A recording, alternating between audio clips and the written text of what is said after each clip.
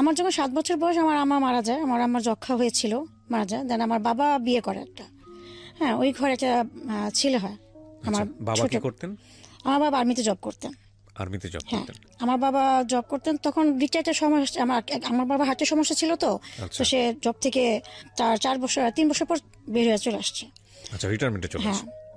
তো আমি আমার সৎমার কাছে থাকি, আর সৎমা এবং আমার নানু আর কি, তার আম্মা, ওখানে আমি বড় হই মামাদের আপনার কাছে মা কি থেকে। মারা যান নাকি? হ্যাঁ, আমার আম্মা মারা যায়, আমার আম্মা যক্ষা রোগ হয়েছিল। ও যক্ষা আর কি গাঢ়, যক্ষাটা গাঢ় হয়ে গিয়েছিল। আচ্ছা। আর ওই সময়টা যক্ষার কিন্তু ট্রিটমেন্টটা কিন্তু পুরোপুরি বের হয়নি। আপনি কি আপনার মায়ের একমাত্র সন্তান? জি। ওকে, মানে সে অর্থে আপনার বাবারও প্রথম সন্তান। হ্যাঁ, আচ্ছা, তারপরে আপনার মা মারা যাওয়ার পরে আপনার বাবা একটা বিয়ে করেন, তখন আমার আপনার বয়স আমার কত? আম্মু থাকাকালীন সে বিয়ে করে, কিন্তু আমার আম্মু জানতে পারেনি যে বিয়ে করেছে। ও ওকে বুঝতে ওকে, পেরেছি। তখন আপনার বয়স কত যখন আপনি সৎমার কথা জানলেন বা সৎমা আসলো ঘরে? আহ, বা আপনার আপনার মা মারা যায় কত বছর বয়সে আপনার? আমার যখন 7 বছর তখন আমার তখন আম্মু আপনার মা যায়। মারা যায়। আচ্ছা জি, তারপর? তো আমার মা মারা যায়, তারপরে আর কি একটা সন্তানের যখন আর কি মা থাকে না, তখন সে তার মতো একাকিত্ব আর কি ছিল না, তখন আমি পুরোপুরি একা হয়ে গেছিলাম। তো আমার সৎমা যখন ঘর আসে, তাদের সাথে আমি থাকি।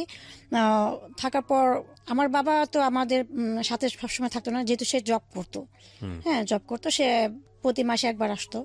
হ্যাঁ, তো প্রতি মাসে একবার আসতো, মানে আপনারা তখন ঢাকায় থাকতেন না? হ্যাঁ, আমি ঢাকায় থাকতাম। বাবা কোথায় বাবা ছিল? চিটাগং থাকতো। বাবা চিটাগং জি, থাকতো। আচ্ছা চিটাগং থাকতো। তা আমাদের সৎমার আর কি ভাই, তাদের বেনারসের কারখানা ছিল। বেনারসি পল্লী ছিল। হ্যাঁ, বেনারসি পল্লী শাড়ির কারখানা ছিল। তারা মহিলা দিয়ে সুতা পেঁচাতো আর কি আচ্ছা শাড়ির। আচ্ছা তো তাদের সেখানে সপ্তাহে সপ্তাহে তাদেরকে 400 করে টাকা দেওয়া হতো প্রত্যেকটা মহিলাকে। আচ্ছা। ঠিক আছে, তো তাদেরকে 2টা মহিলাকে বাদ দিয়ে আমাকে সেই কাজটা মানে মহিলা করাইতো। বাদ দিয়ে দেওয়া হলো, মানে হ্যাঁ, আপনাকে কাজে যুক্ত করা হ্যাঁ, হলো। কাজে যুক্ত করা হলো, এবং ঘরের কাজও আমি করতাম। হ্যাঁ, তো এইভাবেই আমার দিন পার হতে লাগলো। দেখেন আমি তখন ক্লাস আস্তে আস্তে আমি স্কুলেও যেতাম, ঘরের কাজও করতাম, আর ওই নড়ি ভরতাম রাত 11টা 12টা 2টা পর্যন্ত নড়ি ভরতাম। এটাকে নড়ি বলা বলা কি সুতা পেঁচানো কারখানা গিয়ে আর কি, বাসার পাশে কারখানা ছিল। তো আমাকে কিন্তু সেই এক্সট্রা টাকাটা দিত না।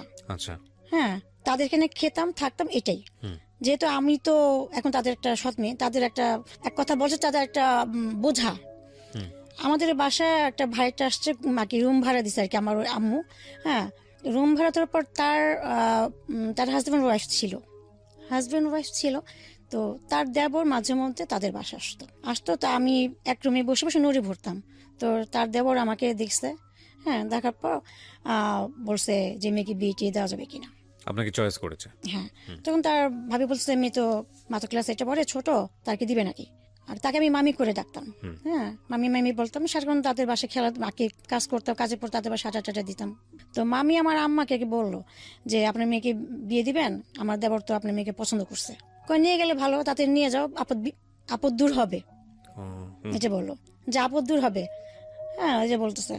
পরে যখন আমি শুনতে পেলাম যে আমার বিয়ে নিয়ে কথা চলতেছে, তো আমি বাসা থেকে পালায় বের হয়ে যাই। ক্লাস 8 আপনি বিয়ে নয় কিছু বুঝতেন, বিয়ে না, জিনিসটা কি? তখন আমি বিয়ে তো দূরের কথা, আমি বাসার ঘর থেকে বের হইতাম না। আজকে যে এপিসোডটা আমরা প্রচার করছি, সেই এপিসোডটাতে আমরা চোখে আঙ্গুল দিয়ে যে জিনিসটা দেখিয়ে দেব, সেটা হচ্ছে আমরা কেন বারবার বলি যে একটা মেয়েকে নিজের পায়ে না দাঁড়ানো পর্যন্ত তাকে আসলে বিয়ে দেওয়া উচিত না। রাইট। আমরা এই গল্পটাই এখানে প্রচার করতে চাচ্ছি, মেসেজটা দিতে চাচ্ছি এটাই। আমি আমার জীবন গল্প অনুষ্ঠানে সারাটা জীবন ধরেই, মানে জীবন গল্পের অনুষ্ঠানের যে বয়স, সে বয়সে আমি একটা কথা বলেছি মেয়েদেরকে নিয়ে, যে আপনার ছেলে তো গায়ে গতরে খেটে কাজ করতে পারবে, যদি এরকম হয় যে লেখাপড়া করাতে পারেননি, চাকরি বাকরির ব্যবস্থা করতে পারেননি, কিন্তু জীবনে কোনোদিন যদি একটা মেয়ের যদি বিপদ চলে আসে সংসার জীবনে, এবং সিদ্ধান্ত নেবার যদি প্রয়োজন হয়, তাহলে সেই মেয়েটা কি করবে? না আছে লেখাপড়া, না আছে জব, কি করবে? তো সেই জায়গাটাতে আমার কাছে মনে হয় যে একটা ছেলের চাইতে একটা মেয়েকে স্বাবলম্বী করাটা খুব বেশি জরুরি। হ্যাঁ, কেন বলছি এই কথাটা, যে আজকের এই জীবন গল্প আপনারা যদি পুরোটুকু শোনেন তাহলে বুঝতে পারবেন। জি বলেন, তারপর কি হলো? ক্লাস 8-এর কথা বলছিলাম, আপনি পালিয়ে পালিয়ে থাকতেন। হ্যাঁ, তো আমি পায়ে থাকতাম। তো ফাইনালি যখন তাদের সাথে বিয়ের কথা তো পুরো পাকাপোক্ত হয়ে গেছে, তো আমার যেদিন বিয়ে হবে তার 3 দিন আগে 3 দিন আগে? হ্যাঁ, 3 দিন আগে আমি পাশের বাসা একটা ভাড়িটা, তাদের রুমে গিয়ে ঘরে গিয়ে পালায়া ছিলাম। বাসায় সব আমাকে খোঁজা করতেছে, কেন ছেলের ফ্যামিলি আসছে আবার আমাকে দেখার জন্য। আমার ওই ভাইটা মামি বলতেছে কি, সে তো বুঝতে পারেনি যে আমার বিয়ের পর আমার লাইফটা কি হবে, বা যে ছেলে আমাকে বিয়ে করতেছে সে তো আমাকে বিয়ে করার জন্য আসে নাই। সে আসছে দেখছে যে ঢাকায় বাড়ি আছে স্থানীয়, বিয়ে করার পর যদি আমি এখানে একটু একটা থাকার জায়গা পাই, বসে বসে খেতে পারি, সে এই লোভে কিন্তু আমাকে বিয়ে করছে। তুমি এখানে থেকে যে কষ্ট করতেছো, হ্যাঁ এই সারাদিন বাসার কাজ করতেছো, রান্না টান্না বাসার কাজ, কুয়া থেকে পানি তুলে, তখন আমাদের কল ছিল না, কুয়া থেকে পানি কুয়া ছিল আর টিপ কল ছিল, টাইম মতো পানি আসতো 2 বেলা। তা আমার সেই সকাল ভোরবেলা উঠে কুয়া থেকে পানি তুলতে হতো, তুলে কাপড় চোপড় ধুতে হতো। আমার 9 মামা ছিল, 9 মামা আর আমার আম্মা একজন, তো তাদের এই কাজ সবকিছু আমার করতো। তখন তারা কেউ বিয়ে করেনি, যে শুধু বড় মামা বিয়ে করেছিল। তো ওই মামি আমাকে বললো এক কাজ করো, যেহেতু বিয়ের জন্য কি দিতেছে, আর ছেলেও অনেক দেখলাম সুন্দর টুন্দর, গার্মেন্টসের সুপারভাইজার, তুই বিয়ে করে ফেল। তাই আমি বললাম যে আমি বিয়ে করবো, আমি এখন ছোট, আমি ক্লাস 8-এ পড়ি, হ্যাঁ বিয়ে করে আমি যাবো, আমার ওখানে আমি কিভাবে থাকবো, হ্যাঁ আমি ওখানে কি করবো। আমার এই বুঝ ক্ষমতা ছিল না যে ক্লাস 8-এ পড়ি, বিয়ে করবো, বিয়ের পর আবার কেমনি কি হবে। তখন আমাকে মামি বুঝলো যে না তুমি করো, 1-2 বছর পর যখন তুমি বড় আছো তখন তুমি সংসার জিনিসটা কি বুঝতে পারবা, আর ওখানে থাকতে পারবো না। হ্যাঁ পরে এটা বললাম, তো এক পর্যায়ে শারীরিকভাবে আমাকে টর্চার করাতে পর আমি বিয়েতে রাজি হয়ে গেলাম। ছেলের বয়স কত ছিল ওই সময়? তখন সে ম্যাচুর ছিল। সে ম্যাচিউর ছিল, আপনি ক্লাস 8-এ পড়েন। হ্যাঁ ম্যাচুর ছিলাম, তো আমাকে বিয়ে দিয়ে দিল। আমরা দেখি যে একটা মেয়েকে যখন দর্শন করে একবার, একটা মেয়েকে রেপ করা হয় কিন্তু একবার, প্রতিবার কিন্তু একটা মানুষ কিন্তু একটা মেয়েকে প্রতিদিন কিন্তু রেপ করে না। কিন্তু আমরা দেখে আসতেছি যে বিয়ের পর, হ্যাঁ বিয়ের পর হাজবেন্ডের একটা ওয়াইফের প্রতি সবকিছুই কিন্তু অধিকার থাকে, সেটা শারীরিক মানুষ সবকিছুই, ফিজিক্যালি ভাবে সবকিছু অধিকার থাকে। কিন্তু এটা কি আমরা কিন্তু কখনো দেখতে পারছি যে বিয়ের পর যখন একটা হাজবেন্ড তার ওয়াইফকে জোরপূর্বক প্রতিনিয়ত তাকে রেপ করা হচ্ছে, তাহলে এটা কি রেপ করা বলতেছে না? এটা কি তার ইচ্ছাকৃত হবে, কি তার সাংসারিক লাইফের একটা পার্ট আমরা কি বলতে চাচ্ছি? আপনি কেন বলছেন? প্রথমত আমার নানু বলছে যে তুমি চলে যাও, এখন তো ছোট মানুষ, সময় হোক। হ্যাঁ তো সে চলে গেছে, চলে যাওয়ার পর 15 দিন পর আসছে আমার হাজব্যান্ড, যাওয়ার পর আমাদের রুম দিছে থাকার জন্য। তো আমি ওখান থেকে ভয় পালায় বের হয়ে আসছি। বের হয়ে এসে আমাদের কুয়ার পাড়ে কুয়া ছিল, কুয়ার কর্নারে গাছ ছিল, গাছের চিপায় আমি বসছিলাম। তখন থেকে আমার স্বপ্ন আমাকে মারধর করে আমাকে নিয়ে ঘরে নিয়ে আসছে। হ্যাঁ নিয়ে আসা তোমাকে আমার ওই হাজবেন্ডের আমার হাজবেন্ড রুমে আমাকে দিল। তো সে জোরপূর্বক ভাবে আমাকে টর্চারিং করলো। তা আমি অনেক কান্না করলাম, আমি চিল্লাচিল্লি করলাম। পাশের রুমে আমার আম্মা থাকে, সে কিন্তু আমার শব্দ শুনতে পাচ্ছে, আমি আম্মাকে ডাক দিচ্ছিলাম, হ্যাঁ যে আম্মা তুমি আসো, আমাকে সে মারতেছে। আমি বললাম যে আম্মা আমাকে সে মারতেছে, তুমি এই রুমে আসো।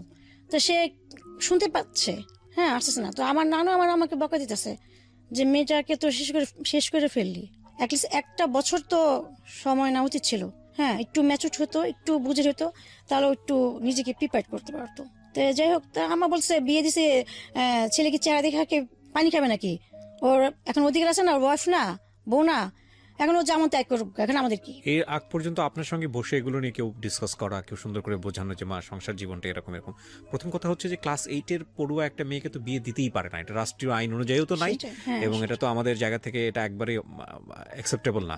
কিন্তু অনেক সময় এই বয়সে বিয়ে হলেও আমরা শুনেছি সেই প্রাচীন সময়ে যে এরকম বিয়ে হলে তো বোঝানো হয়, মানে পরিবারের কেউ না কেউ তো বোঝায় যে বিয়ে সম্পর্কটা এরকম, একটা ছেলের সাথে সম্পর্কটা এরকম। এগুলো কেউ কখনো আপনাকে বুঝিয়েছে? হ্যাঁ আমাকে যখন প্রথম রাতের কথা যেটা বললাম, ওর পরে সে সপ্তাহ আসতো আমার হাজবেন্ড আমাদের বাসায়।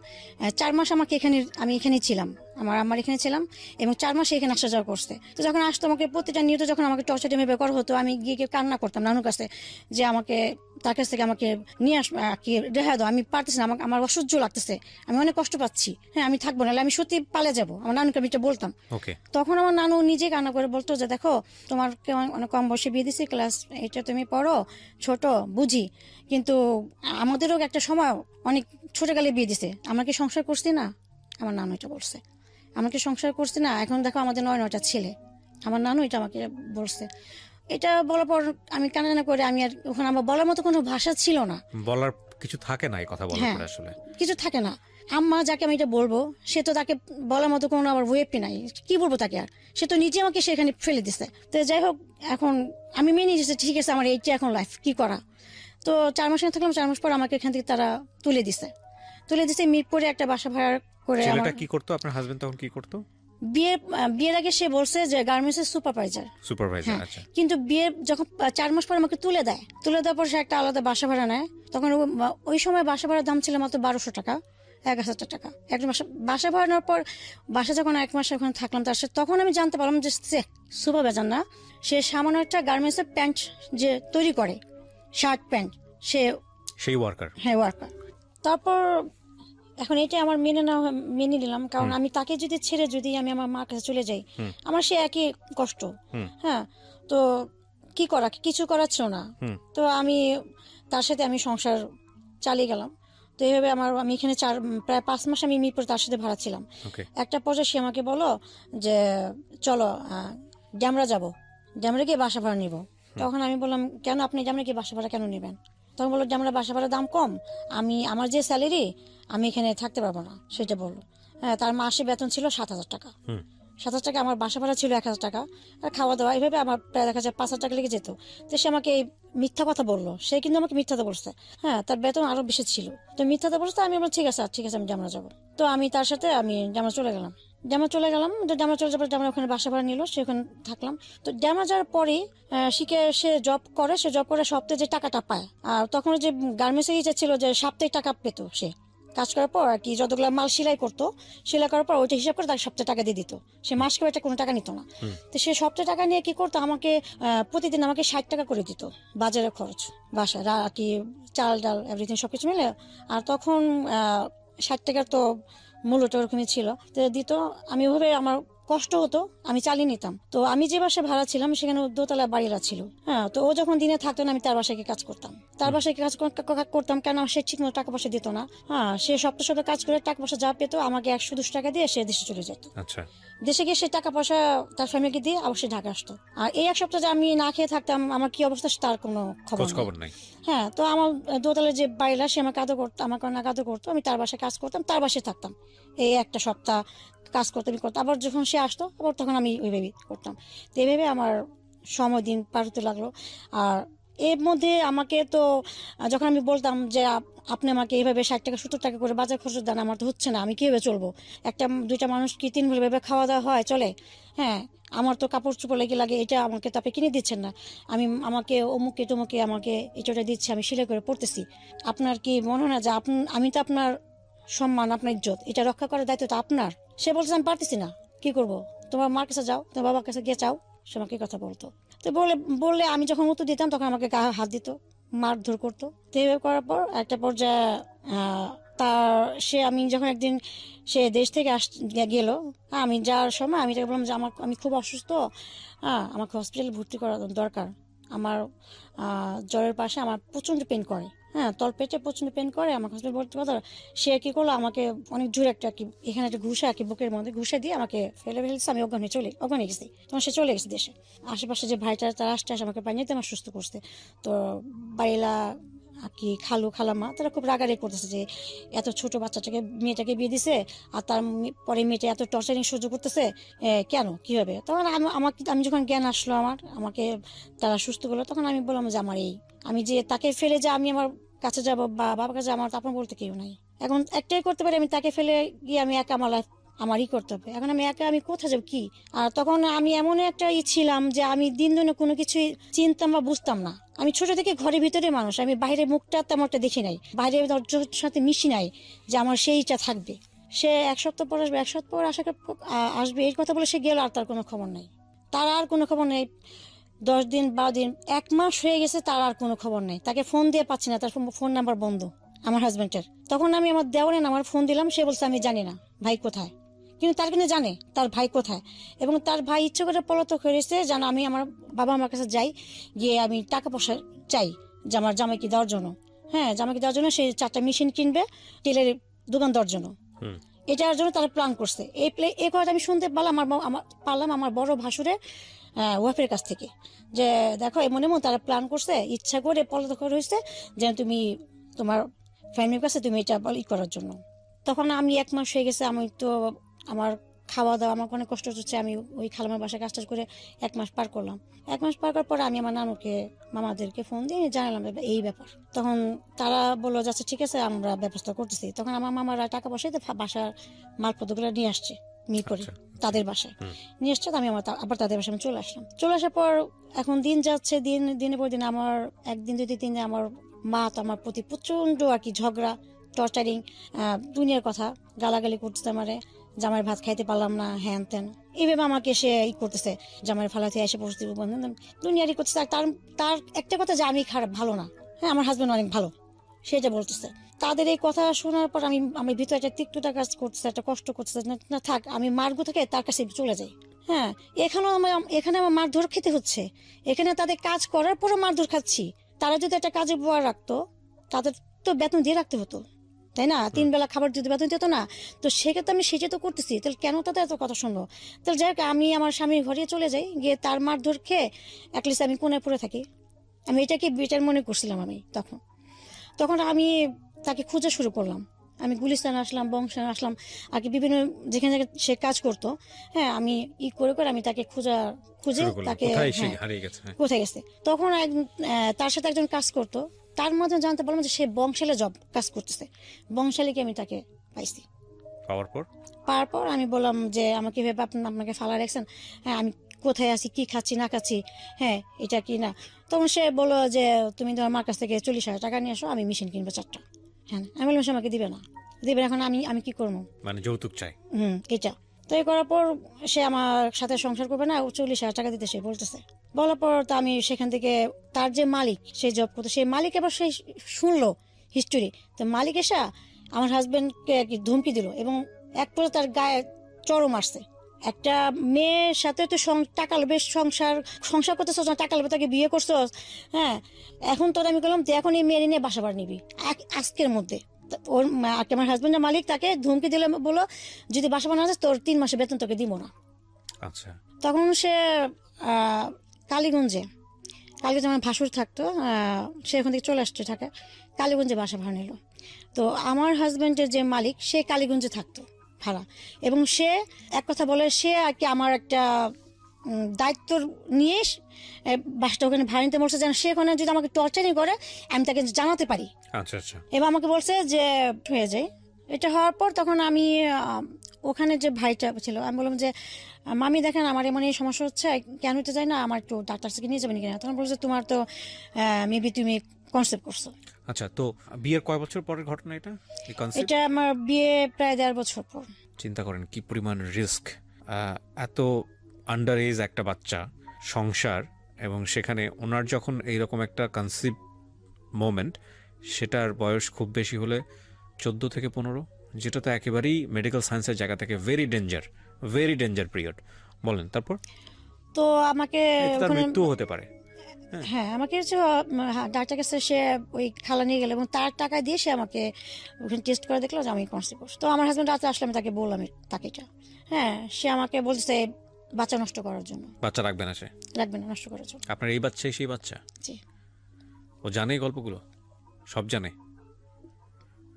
ওকে, বলেন তারপর। তো আমার হাজবেন্ড বাচ্চা নিবে না, তো এ নিয়ে রাত্রে অনেক ঝগড়াঝাটি হয়েছে, এবং সে আমাকে মারছে। ঝাড়ু ছিল আমার পাশে, ঝাড়ু দিয়ে আমাকে কথা গায়ে হাত তুলতো। হ্যাঁ, কথা ঝাড়ু দিয়ে বাইটে দিছে বাচ্চা নষ্ট করার জন্য, হ্যান ত্যান।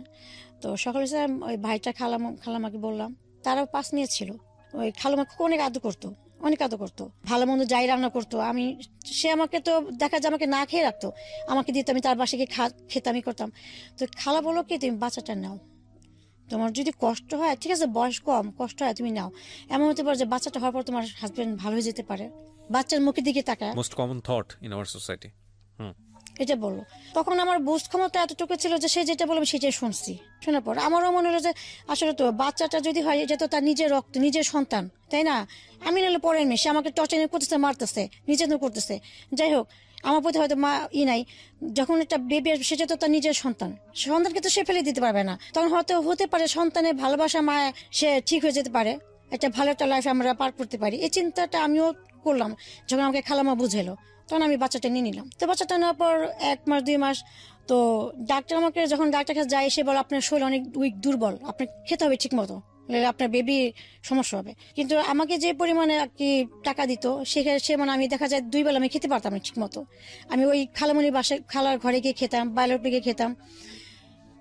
এবং আমাদের ওই বাসার সামনে একটা দোকান ছিল, স্টোরের দোকান। তো ওই দোকান থেকে 17টা কিনতাম, ওখান থেকে কি শুকনা যাইতে কিনতাম, 100 টাকার মধ্যে সবকিছু কেনাকাটা করে রান্না করতাম। তো সে তার ছোট বোন ছিল ক্যান্সারে মারা গেছে। তার ছোট বোন নাকি দেখতেছে আমার মতো আর কি, ওই ভাই বলতো। তো সেই জন্য আমাকে সে অনেক আদর করতো। যখন সে দেখতে পেলো যে আমি কনসেপ্ট করছি আমার বেবি পেটে 4 মাস, তখন সে আমাকে আমার আর কি আমার চেহারা শুকানো শুরু করলো খাওয়া দাওয়ার অভাবে। হ্যাঁ, এক পর্যায়ে পুরো শরীর আমার ক্যালসিয়াম নষ্ট হয়ে গেছে। তখন সে ভাইয়া বলতো যে আমি তো তোকে বোনের মতোই ভালোবাসি, তোর যেটা খেতে মন চাইবো দুধ ডিম আমি প্রতিদিন সন্ধ্যাবেলা তোর বাসায় পাঠিয়ে দেবো। এই কি ছিল আপনার পাশের হ্যাঁ, এলাকার লোক? দোকানে, হ্যাঁ, স্টোর দোকান, হ্যাঁ। ও ওনার দোকান ছিল? হ্যাঁ, আচ্ছা আচ্ছা। পাঠিয়ে দিব। হ্যাঁ, আমার যে বোনটা মারা গেছে সেই বোনটার যদি হতো আমি ওর জন্য করতাম না। তাই আমার বোনের সাথে তোর চেহারা অনেক মিলে, তো তুই তোর বোন। আমি প্রতিদিন ছোট সন্ধ্যা, মানুষ তো সবাই পাশ থেকে সহযোগিতা হ্যাঁ, আমাকে করতো। সবাই আদর করতো। হ্যাঁ, আর আমি একটু হাসি খুশি ছিলাম, তো অনেক চঞ্চল ছিলাম তখন। আমি এখনো এরকমই তাই করতো। তো প্রতিদিন সন্ধ্যা হলে কি করতো, ওই ভাইয়া বড় বড় কলার ফানা দুধ বাসা পাশা দিত। তা আমি খাইতাম। তারপর সবাই আসো, সবাই আমাকে করতো, সবাই আদর করতো, খাইতাম। তো এইভাবে আমার বেবিটা প্রায় 5 মাস হয়ে আসলো। তারপর তো একদিন হঠাৎ করে আমার হাজব্যান্ড একটু সন্ধ্যার দিকে চলে আসছে বাসায়। তো সন্ধ্যার দিকে চলে আসার পর দেখছে বাসায় ওয়াটারপ্রুফ দুধ ডিম, তারপর কলা, এগুলো এত কোত্থেকে, আমি টাকা পাইলাম কোত্থেকে। তো আমাকে প্রশ্ন করলাম, বললাম যে ভাই আমাকে দিছে। হ্যাঁ, টাকা পাইছো কোত্থেকে, তুই করে বলতেছে। আমি বললাম যে ভাই আমাকে প্রতিদিনই দেয়। আমি বললাম যে ভাইয়া প্রতিদিনই দেয় আমাকে কেন? ও যখন একটা গালি দিল, তাকে গালি দিয়ে বললো যে ও কেন যেটা সন্দেহ করতে। হ্যাঁ দিবে। হ্যাঁ, তো আমি এই কথা বলার পর সে আমার সাথে ঝগড়া প্রায় 3টা পর্যন্ত 3 মাস ঝগড়া। আমি কনসেপ্ট তখন আমি 5 মাসের বেবি আমার পেটে, সে আমাকে হাত তোলার পর এক পর্যায়ে রাত যখন 4টে বাজে আমি খাটে ঘুমাচ্ছি, আমার পেটে পেন করা শুরু হয়েছে। তা আমি ওকে হাত দিয়ে ধাক্কা দিচ্ছি, বলতেছে আমাকে তুমি হসপিটালে ভর্তি করো, আমার প্রচন্ড পেন করতেছে, আমার খুব খারাপ লাগতেছে, ইভেন আমার ব্লিডিং পড়তেছে। আমাকে যে মারধর করছে, আমাকে ধাক্কা দিচ্ছে, আমি অটোপের ওখানে গিয়ে পড়ছিলাম। অটোপের ওখানে পড়ার পর আমার আর কি পেটের বাম সাইডে আমি ব্যথা পেয়েছি। তো ওকে আমি অনেক দাগ দেওয়াতে ও বিরক্ত হয়ে গেল, আমাকে একটা লাথি মেরে খাট থেকে ফেলে দিচ্ছে। খাট থেকে ফেলে দেওয়ার পর আমি তো সেই মা করে চিলন দিলাম। তো পাশের যে ওই খালাম্মারা, তারা সেই রাত 4টের দিকে তারা গেট খুলে চলে আসছে। আমি তো সেই চিৎকার, হ্যাঁ, তা গেট নক করতেছে, এই গেট খুল কি হয়েছে? গেট খুলছে। পরে আমি তো মা আমাকে চিল্লাচ্ছে, আমার তো ব্লিডিং অবস্থা খারাপ। তো তারা সাথে সাথে আমাকে হসপিটাল ভর্তি হয়েছে। উপর থেকে বাইরে এসে আমার খালু বাইরের ছেলে এসে আমার হাজবেন্ডকে ইচ্ছা মতো মারধর করছে। মারধর করার পর আমাদের বাসায় খবর দিছে, আমার মামা, আমার আম্মাকে, সবাইকে জানিয়েছে ব্যাপারটা করছে। তো আমার নানু, আমার সৎ নানু হলো, সে আমার প্রতি মায়া ছিল। হ্যাঁ, সে বলতেছে আমাকে নিয়ে আসার পর জন্য, যেহেতু এখন আমার বেবিটা পেটে, হ্যাঁ, আমাকে এখন এখানে নিয়ে আসার দরকার। তো আমি 2 দিন হসপিটালে ভর্তি ছিলাম। হসপিটাল ভর্তি হওয়ার পর তারা আমাকে মিরপুর নিয়ে আসলো। চলে আসবো, আমার নানু বলছে তুমি এখানে আসবে না, তুমি সপ্তাহে এসে ওকে দেখা যাবা, আর ও খরচ দিয়ে যাবা, যেহেতু ওর এখন ডবল খরচ, ওর বেবি পেটে, ওর সবকিছু দরকার, ট্রিটমেন্ট, ডাক্তার, সবকিছু দরকার। আমার নানু যা বলছে 3-4 সপ্তাহ সে দিছে টাকা পয়সা, 1 সপ্তাহ 2,000, 1 সপ্তাহ 3,000 করে দিচ্ছে আমার ট্রিটমেন্টের জন্য, খাওয়ার জন্য। 3 সপ্তাহ যাওয়ার পর আর তার কোনো আসারও খবর নাই, কোনো খবর নাই। ঠিক আছে, তো এইভাবে আমার আমার বেবি হওয়ার যখন সময় হয়ে আসবে, বেবি হওয়ার সময় 1 মাস আগে যখন আমি ডাক্তার কাছে ট্রিটমেন্ট করতে যাই, তখন আল্ট্রাসাউন্ড করার পর ডাক্তার আমাকে, আমার নানুকে, আমার আম্মাকে বলতেছে বাচ্চা আর কি মানসিকভাবে যে শারীরিকভাবে মানুষের টর্চার অনেক হয়েছে। তো যাই হোক, আলহামদুলিল্লাহ বাচ্চা ভিতরে ভালো সুস্থ আছে, এবং বাচ্চা যখন আর কি হওয়ার সময় ডেটটা, তখন ওর কোনো ব্যথা হবে না, ওকে কিন্তু ইমার্জেন্সি সিজার করতে হবে। কেন ব্যথা হবে না? কেন এটা ব্যথা হওয়ার, আমার বাচ্চা পেটে বড় হয়ে গেছিল, 3.5 পাউন্ডের হয়েছিল। তো বাচ্চা বড় হয়েছিল, তো ওর ডেলিভারি ডেট তো ফেব্রুয়ারি 18 তারিখে। ব্যথা হবে না, কোনো ব্যথাটা হবে না। এখানে আমি একটু ইন্টারাপ্ট করছি। তাহলে চিন্তা করে দেখেন, এরকম একটা কেস, এরকম একটা বাল্যবিবাহ যদি গ্রামের প্রত্যন্ত একটা এলাকায় হয়, সেখানে যাদের ডাক্তারের কাছে যাওয়ার মতো অতটা ফ্যাসিলিটি নাই, তাহলে এটা কি ছিল? এই কেসটা কি ছিল? মেডিকেল সায়েন্স বলে এটা নিশ্চিত মৃত্যু, যদিও জন্ম মৃত্যু সবকিছু আল্লাহর হাতে, কিন্তু আমাদেরকে তো আল্লাহ কিছু জ্ঞান বুদ্ধি দিয়েছেন, সেগুলো তো ব্যবহার করার জায়গা আমাদের আছে। ওনার ডাক্তার বলছে কমপ্লিকেসি হবে, কমপ্লিকেসি জায়গাটা হচ্ছে উনি পেইন ফিল করতে পারবে না। তো পেইন ফিল করতে না পারলে তো আপনি বুঝবেন না যে বাচ্চা কখন আসতেছে। তো সেই জায়গাটায় যদি গ্রামের একটা সাধারণ মেয়ে যদি এরকম হতো, যারা এই সুযোগগুলো নাই, ফ্যাসিলিটিগুলো নাই, তার মানে সে নিশ্চিত ডেথ। এই জন্য দেখেন বাল্যবিবাহ কতটা ভয়ানক হতে পারে। জি, তারপর বেবি আমাকে হসপিটালে আর কি বেবি হওয়ার 5 দিন আগে ডাক্তার যেটা বললো সেটা হলো যে পেন হবে না। ওর ডেটটা হলো ফেব্রুয়ারি 18 তারিখে, তো 18-17 তারিখের মধ্যে ওকে সিজার করতে হবে।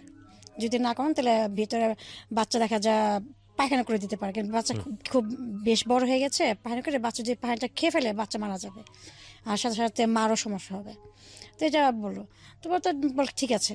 তো ডাক্তার নিয়ে আসছে। তো বাসাতে আমি ওই অবস্থায় আমি আমার বেবি পেরে থাকা অবস্থায় আমি বাসায় কাজ করছি, তাদের কাজ রান্না টানা। তো একদিন দুপুর দিকে আমি মাছ ভাজতেছিলাম, ওই সময়টা হঠাৎ করে আমার তলপেটে একটু হালকা পেন করছে আর কি, চিন দিয়ে উঠছে আর কি, ওরকম জোরে না, যেটা আমি আর কি সহ্য করতে পারবো না, হালকা নর্মালি। তো আমি ওয়াশরুমে গেলাম, ওয়াশরুমে আসলাম, আসার পর আবার কাজ করতেছি। তো আমি এই করে দেখা আমি 20 মিনিটের মধ্যে প্রায় 6-7 বার ওয়াশরুম থেকে যেতেছি।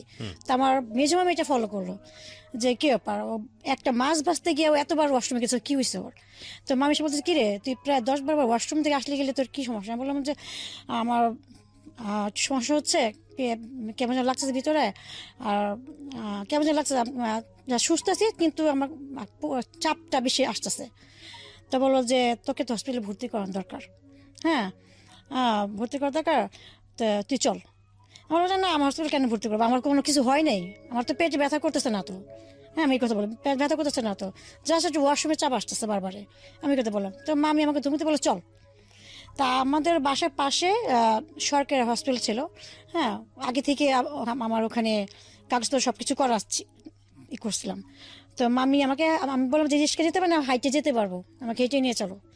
তা বাসায় যে অবস্থায় ছিলাম সে অবস্থা আমাকে ওখানে আমি গেলাম হসপিটালে, যার সাথে সাথে আমাকে যখন ডাক্তার আমাকে চেক আপ করলো, চেক আপ করার সাথে সাথে পুরো বেডে আর কি ও পেটের ভিতরে পায়খানা করেছে, পায়খানা করার পর পুরো বেড পুরো ভরে গেছে। হ্যাঁ, ওই সময় আমি অজ্ঞান হয়ে গেছি। তখন ডাক্তার বললো ইমার্জেন্সি অপারেশন করতে হবে, নাহলে বাচ্চা পেটে মারা যাবে, বাচ্চা পেটে পায়খানা করে দিছে, মারা যাবে, আপনার অনেক দেরি করে ফেলছেন। হ্যাঁ, দেরি করে ফেলছেন।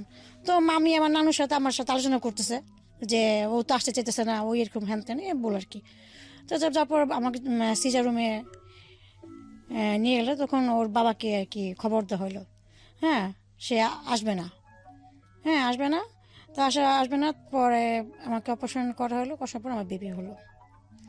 বেবিটাকে নিয়ে গেল ইয়ে থেকে, আমাকে পুরো কমপ্লিট করে আমাকে আবার বিজয় এসে আবার শোয়ালো। তখন বেবি আমার নানুর হাতে ছিল, সবাই ছিল।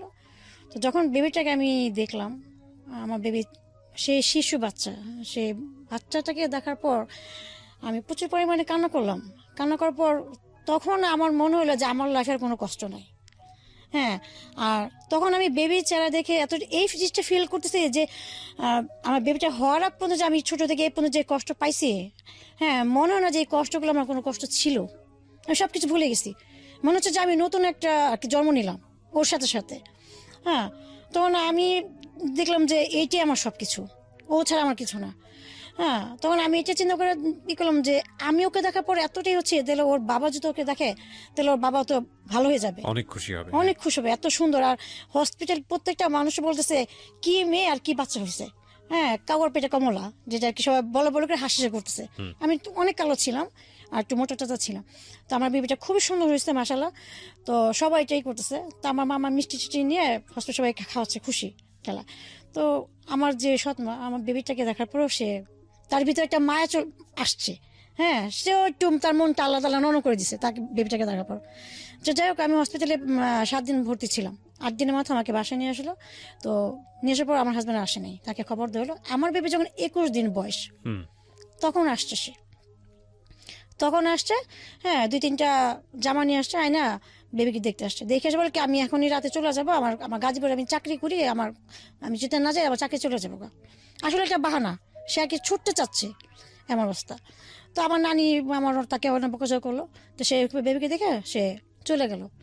তো তখন আমার ভিতরে আরো খারাপ কাজ করলো যে কি ব্যাপার, সে একটা থাকলো না, সে বেবিকে ভেবে আধা ঘন্টা দেখে চলে গেল।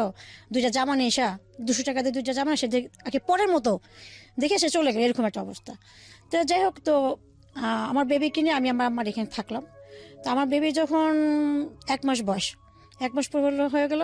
তো আমার হাজব্যান্ডকে আমি অনেক নক করি, ফোন দিয়ে, সে আসে না। হ্যাঁ, আমি এখন এই বাচ্চা নিয়ে আমি কোথায় থাকবো, কোথায় ভাড়া নেবো, সেটা বলছে কোথায় ভাড়া নেবো, হ্যাঁ আমাকে থাকার একটা রুম দিতে কও তোমার নানিরে। আমার নানি তো রুম টুম 5-6টা রুম তারা সে ভাড়া দিত, ওই ভাড়াতে আমার নানু চলতো।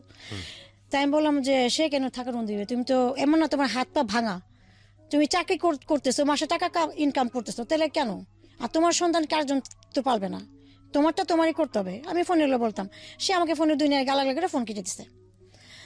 কেটে দেওয়ার পর না আমার কাছে খুব খারাপ লাগলো যে কে ব্যক্তিটা কি এরকমই থাকবে। তখন আমি তাকে আরো সুযোগ দিলাম যে দেখি আর একটু দেখি, সময় নেই, যদি ভালো হয় কিনা। তো আমার বেবি 2 মাস হয়ে গেল। 2 মাস পর তখন আমার আমার আম্মা রাগারাগি করতেছে আমাকে যাওয়ার জন্য আমার হাজবেন্ডের সাথে রুম ভাড়া নেওয়ার জন্য। তো তার তো কোনো খবর নেই, সে তো লাপাতা। তখন আমি আমার নানিকে বললাম কি, নানি আমাকে ওই বাসায় তোমাদের যে টিনের একটা রুম আছে ছোট, টাঙ্কির উপরে একটা বড় টাঙ্কি ছিল, হ্যাঁ টাঙ্কির উপর একটা রুম ছিল, টিনের রুম, স্বামী স্ত্রীর ভাড়া দিত। তখন ওই রুমটা খালি ছিল। তখন আমি আমার নানিকে বললাম কি, আচ্ছা নানি আমার ওই রুমটা তুমি ভাড়া দিবা, আমি ওই রুমে থাকি। কয় তুই ভাড়া দিবি করতে, হ্যাঁ তোর জামার তো কোনো খবর না, তোর জামাই তো ফালাতে গেছে গা, হ্যাঁ তো এই বাচ্চা নিয়ে তুই থাকবি, তুই রুম ভাড়া দিবি কি আর খাবি কি করবি কি।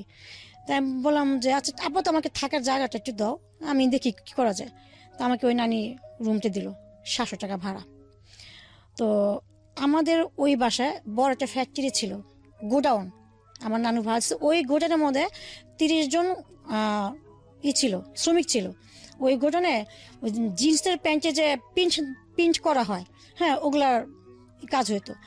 তো ওই যে গোডাউন যে 20-30 জন যে মানুষ যে কি খাওয়া দাওয়া করতো, তারা হোটেলে গিয়ে খাইতো, কেউ মেসে গিয়ে খাইতো, দূরে দূরে, তাদের খাওয়া দাওয়া অনেক কষ্ট হইতো।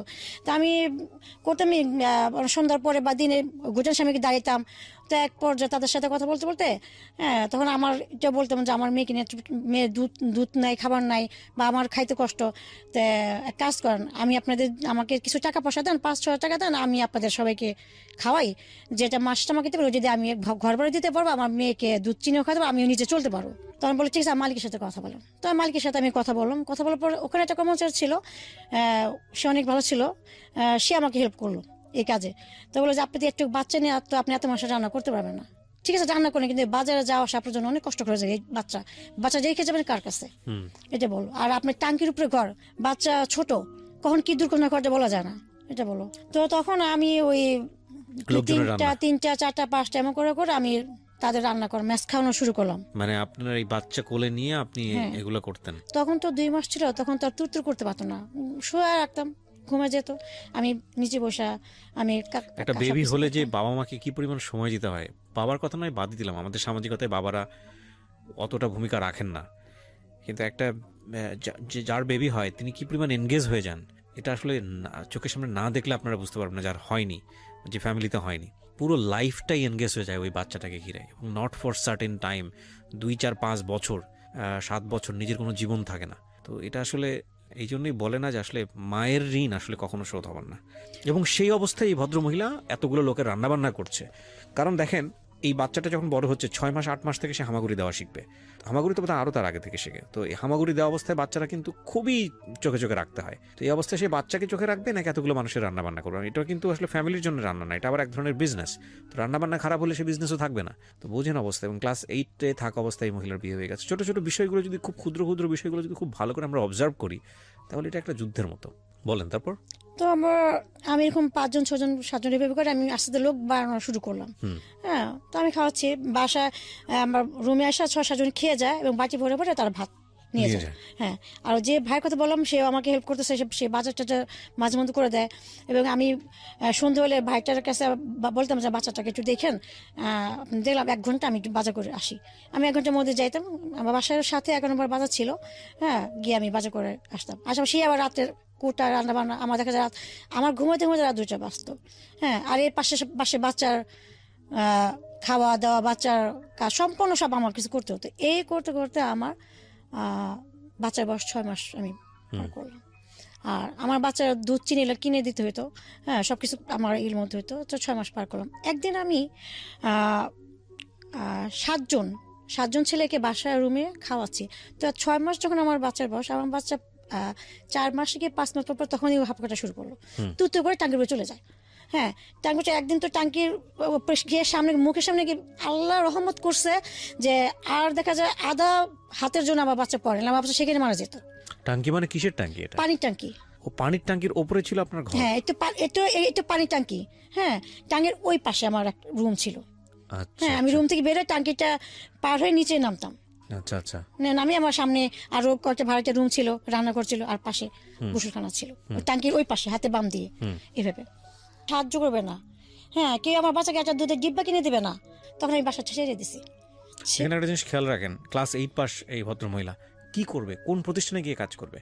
যদি আপনি বলেন যে গার্মেন্টসে গিয়ে কাজ করতে পারে, বাচ্চাটা কার কাছে রেখে যাবে? তাহলে উনি কি বেঁচে থাকবেন? ওনার কি বাঁচার অধিকার নাই? তাহলে সিচুয়েশনটা ক্রিয়েট করে দিচ্ছে পরিবার আর সমাজ, রেসপন্সিবিলিটি সমস্ত যাচ্ছে এই মহিলাটার কাছে। মানে এটা কি ধরনের মানসিকতা? ওকে, তারপর তখন আমি বাসাটা ছেড়ে আমি অন্য একটা বাসা নিলাম এক রুমে। তো ওই যে ভাই আমাকে হেল্প করতেছে, ওই যে যাদের রান্না করতেছে, সে একজন যার কথা বললাম মাঝখানে ভাইয়া, সেই আর কি বাসা আসে খাবার টাবার নিয়ে যায়, বক্সে বইটা দিয়ে নিয়ে যায়। এবার আমার বাচ্চার বয়সটা 3 বছর 3.5 বছর হয়ে গেল। তো এরপর হঠাৎ করে আমার তলপেটে প্রচুর পরিমাণে পেন করতো। হ্যাঁ আমি ব্যথা ওষুধ খেয়ে খেয়ে আমি প্রায় 6 মাস পার করলাম। তারপর হঠাৎ করে আমি অজ্ঞান হয়ে পড়ে যাই, আমাকে হসপিটালে নিয়ে যায়, ওই যাদেরকে ম্যাচ খায় তারাই আমাকে ধরে টেরে নিয়ে যায়। গিয়ে ডাক্তার দেখানো হলো, গাড়ির ডাক্তার মহিলাটাতে বললো আমার জ্বরের পাশে টিউমার হয়েছে। আমার ইমার্জেন্সি যদি আমি অপারেশন আজকের মতো না করা হয় তাহলে আমার এটা ক্যান্সারের লক্ষণ, ক্যান্সারে দেখা দেবে। তখন আমার কাছে তো 58 পয়সা নাই, আমি কিভাবে আমার অপারেশন করব? তখন ওই ভাইয়া ওখানে তো 30-40 জন শ্রমিক কাজ করতো, সবার কাছ থেকে 500-1000 এভাবে করে 30,000 টাকা এক করে তারা আমাকে অপারেশন করেছে এবং তারা আমাকে দেখছে, তারাই সুস্থ করেছে। হ্যাঁ। তা তারপর আমি 3 দিন পর আমি বাসায় আসি, আর ওখানে যে বাসায় ভাড়া থাকে ওখানে বেহারি এক মহিলা ছিল, আমার বাচ্চাকে এই 2 দিন সে দেখছে করছে। তো তখন আমার মেয়ের বয়স 3 বছর। হ্যাঁ আমি মাত্র ওকে না প্লেতে ভর্তি করেছি, তুরে যায় গিয়ে স্কুলে চলে আসে, বাসার সাথে স্কুল ছিল। তো এর মধ্যে হঠাৎ করে আমার রং নাম্বার একটা ফোন আসলো দেশের বাড়ি থেকে। আচ্ছা, ফোন আসলো, আমি রিসিভ করলাম, কে আপনি, কাকে চান, হ্যান তেন। তখন কি হাজবেন্ডের সঙ্গে সম্পর্ক একেবারে কোনো নাই? নাই, কোনো যোগাযোগ, মানে কোনো যোগাযোগ নাই, ডিভোর্স হয়নি কিন্তু কোনো যোগাযোগই নাই। আমি তো একটা পর্যায়ে ভাবছিলাম যে সে মারা গেছে। ও এরকমই আমি যেহেতু 1 মাস পর লাপাতাই, কারণ সে তার বাচ্চার জন্য তো একদিন আসবে দেখা করার জন্য, যে দেখে বাচ্চাটা কত বড় হয়েছে কেমন। এই যে সে যে বাচ্চাকে 3 মাস বয়সে রেখে গেছে, এরপর তার কোনো খবর নাই। তা আমি ভাবছি সে হয়তো মারাই গেছে। হ্যাঁ, আপনি নিজে থেকে খোঁজ করেন নাই কোথাও? আমি নিজে থেকে এর জন্য খোঁজ করি নাই, যে সে তো আমাকে আমার বাচ্চাকে দেখবে না, আমাকে টর্চারিং করবে, আমি যদি মারা যাই আমার বাচ্চার কি হবে? আচ্ছা হ্যাঁ। ওকে, যাই হোক, তারপর যেটাই হোক না কেন ওনাদের মধ্যে যোগাযোগ ছিল না 3 বছর যখন বাচ্চার বয়স, তার মানে আপনি এটা বোঝেন যে প্রায় 2.5 থেকে 3 বছর ওনাদের মধ্যে কোনো কমিউনিকেশন নাই। হ্যাঁ বলেন তারপর। তো তখন আমি ওই রংনামা থেকে ফোন আসার পর তার সাথে আমি কথা বললাম। তো আমি বললাম আপনাকে চেনাই ভেবে কথা বলার পর সে বললো আপনার কি ফেসবুক আছে কিনা। তখন জন্য আমি তো ফেসবুক চালাই না, আমি ফেসবুক কিটা চালাবো, আমার তো বাচ্চা মোবাইল। হ্যাঁ, তখন সে বললো যে আচ্ছা আমি একটা নাম দিয়ে আপনাকে ফেসবুক খুলে দিই, আপনি আমার সাথে কথা চাচামি করেন, আমরা পরিচয় হই। তো তখন ও সৌদিতে থাকতো, দাম্মামে। হ্যাঁ দাম্মামে থাকতো সৌদিতে। তো আমি যে তার সাথে ফেসবুকে কথা বলবো কি দিয়ে, আমার তো কিছু ছিল না তখন।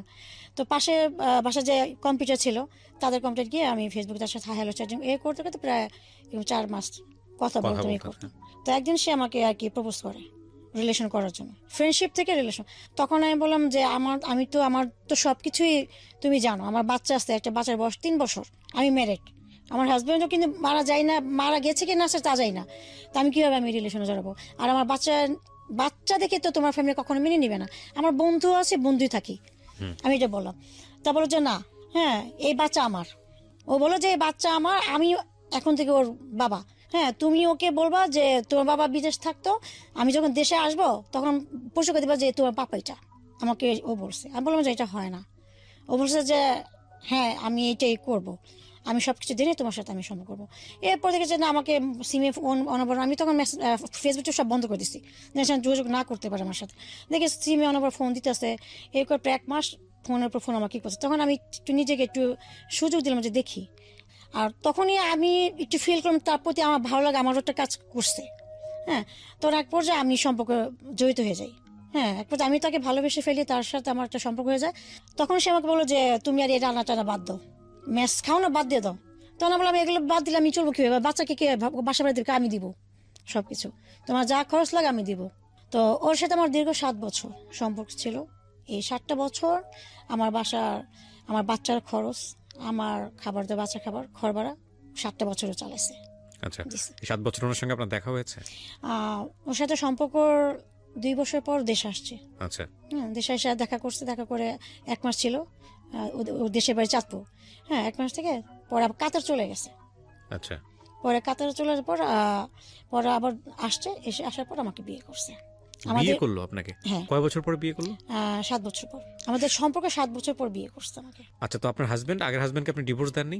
হ্যাঁ, ডিভোর্সটা, হ্যাঁ, বিয়ে করার আগে ডিভোর্স দিচ্ছি আমি তাকে। তার মানে 10 বছর যাবত উনি লাপাত্তা, আপনার হাজবেন্ড প্রায় 10 বছর যাবত লাপাত্তা, তারপরেও আপনি ডিভোর্স দেননি, যেহেতু আপনি আরেকটা সম্পর্কে যাচ্ছেন সে কারণে আপনি ফর্মুলা তাকে ডিভোর্সটা দিলেন। হ্যাঁ। ডিভোর্সটা কি হিসেবে দিয়েছেন? আপনার হাজবেন্ডের কোন ঠিকানায় আপনি কাগজ পাঠিয়েছেন? আমার হাজবেন্ডের ফরিদপুর বাড়ি। হ্যাঁ। হ্যাঁ, ওই ঠিকানাটা ছিল। তো ও যখন আমাকে, ও দেশে আসার আগে, দেশে আসার আগে তো ও তো ওর সাথে সম্পর্কটা আমার তো কাছাকাছি না, দূরে দূরে বিদেশে। এই ফোনে কথা, 24 ঘন্টা ফোনে কথা বলতাম, ভিডিওতে দেখতাম, এটাই আমাদের সম্পর্ক। হ্যাঁ, সামনাসামনি না। তো হুট করে আমি আমার মাথায় টাচ করলো, ও যে আমাকে বিয়ের কথা বলতেছে, আমার হাজবেন্ডের সাথে আমার তো ডিভোর্স হয় নাই। আমি ডিভোর্স না, আমি বিয়ে করি কিভাবে? তো এই কিভাবে ডিভোর্স দিতে হয় বা কিভাবে কাগজ তুলে, এটা আমি বুঝতাম না তখন এটা। তো তখন আমি ওই আমার মামিকে বললাম, তখন বললো যে তোর যে কাজ সে বিয়ে হয়েছে, ওখানকে তোর কাবিনামা তুলতে হবে, তুলে গিয়ে তারপর সে করতে হবে। তাহলে আয় চল, তোর সবকিছু আমি করে দিচ্ছি। তো যেখানে আমার কাজ হয়েছে সব কাগজপত্র তুলে সবকিছু করে আমি ওই ঠিকানার মতো আমাকে তারা বলে দিল যে এমনি এমনি করে সই দেন, এটাই করেন, এভাবে আমার কাজ পাঠিয়ে দিব। পর ওই সব তারা যা বলছে সেভাবে করলাম। তখন ডিভোর্স নামা ওর দেশের বাড়িতে পাঠিয়ে দিচ্ছে। আচ্ছা, তো আপনারা বিয়ে করলেন তারপর? হ্যাঁ, তারপর ও দেশে আসলো।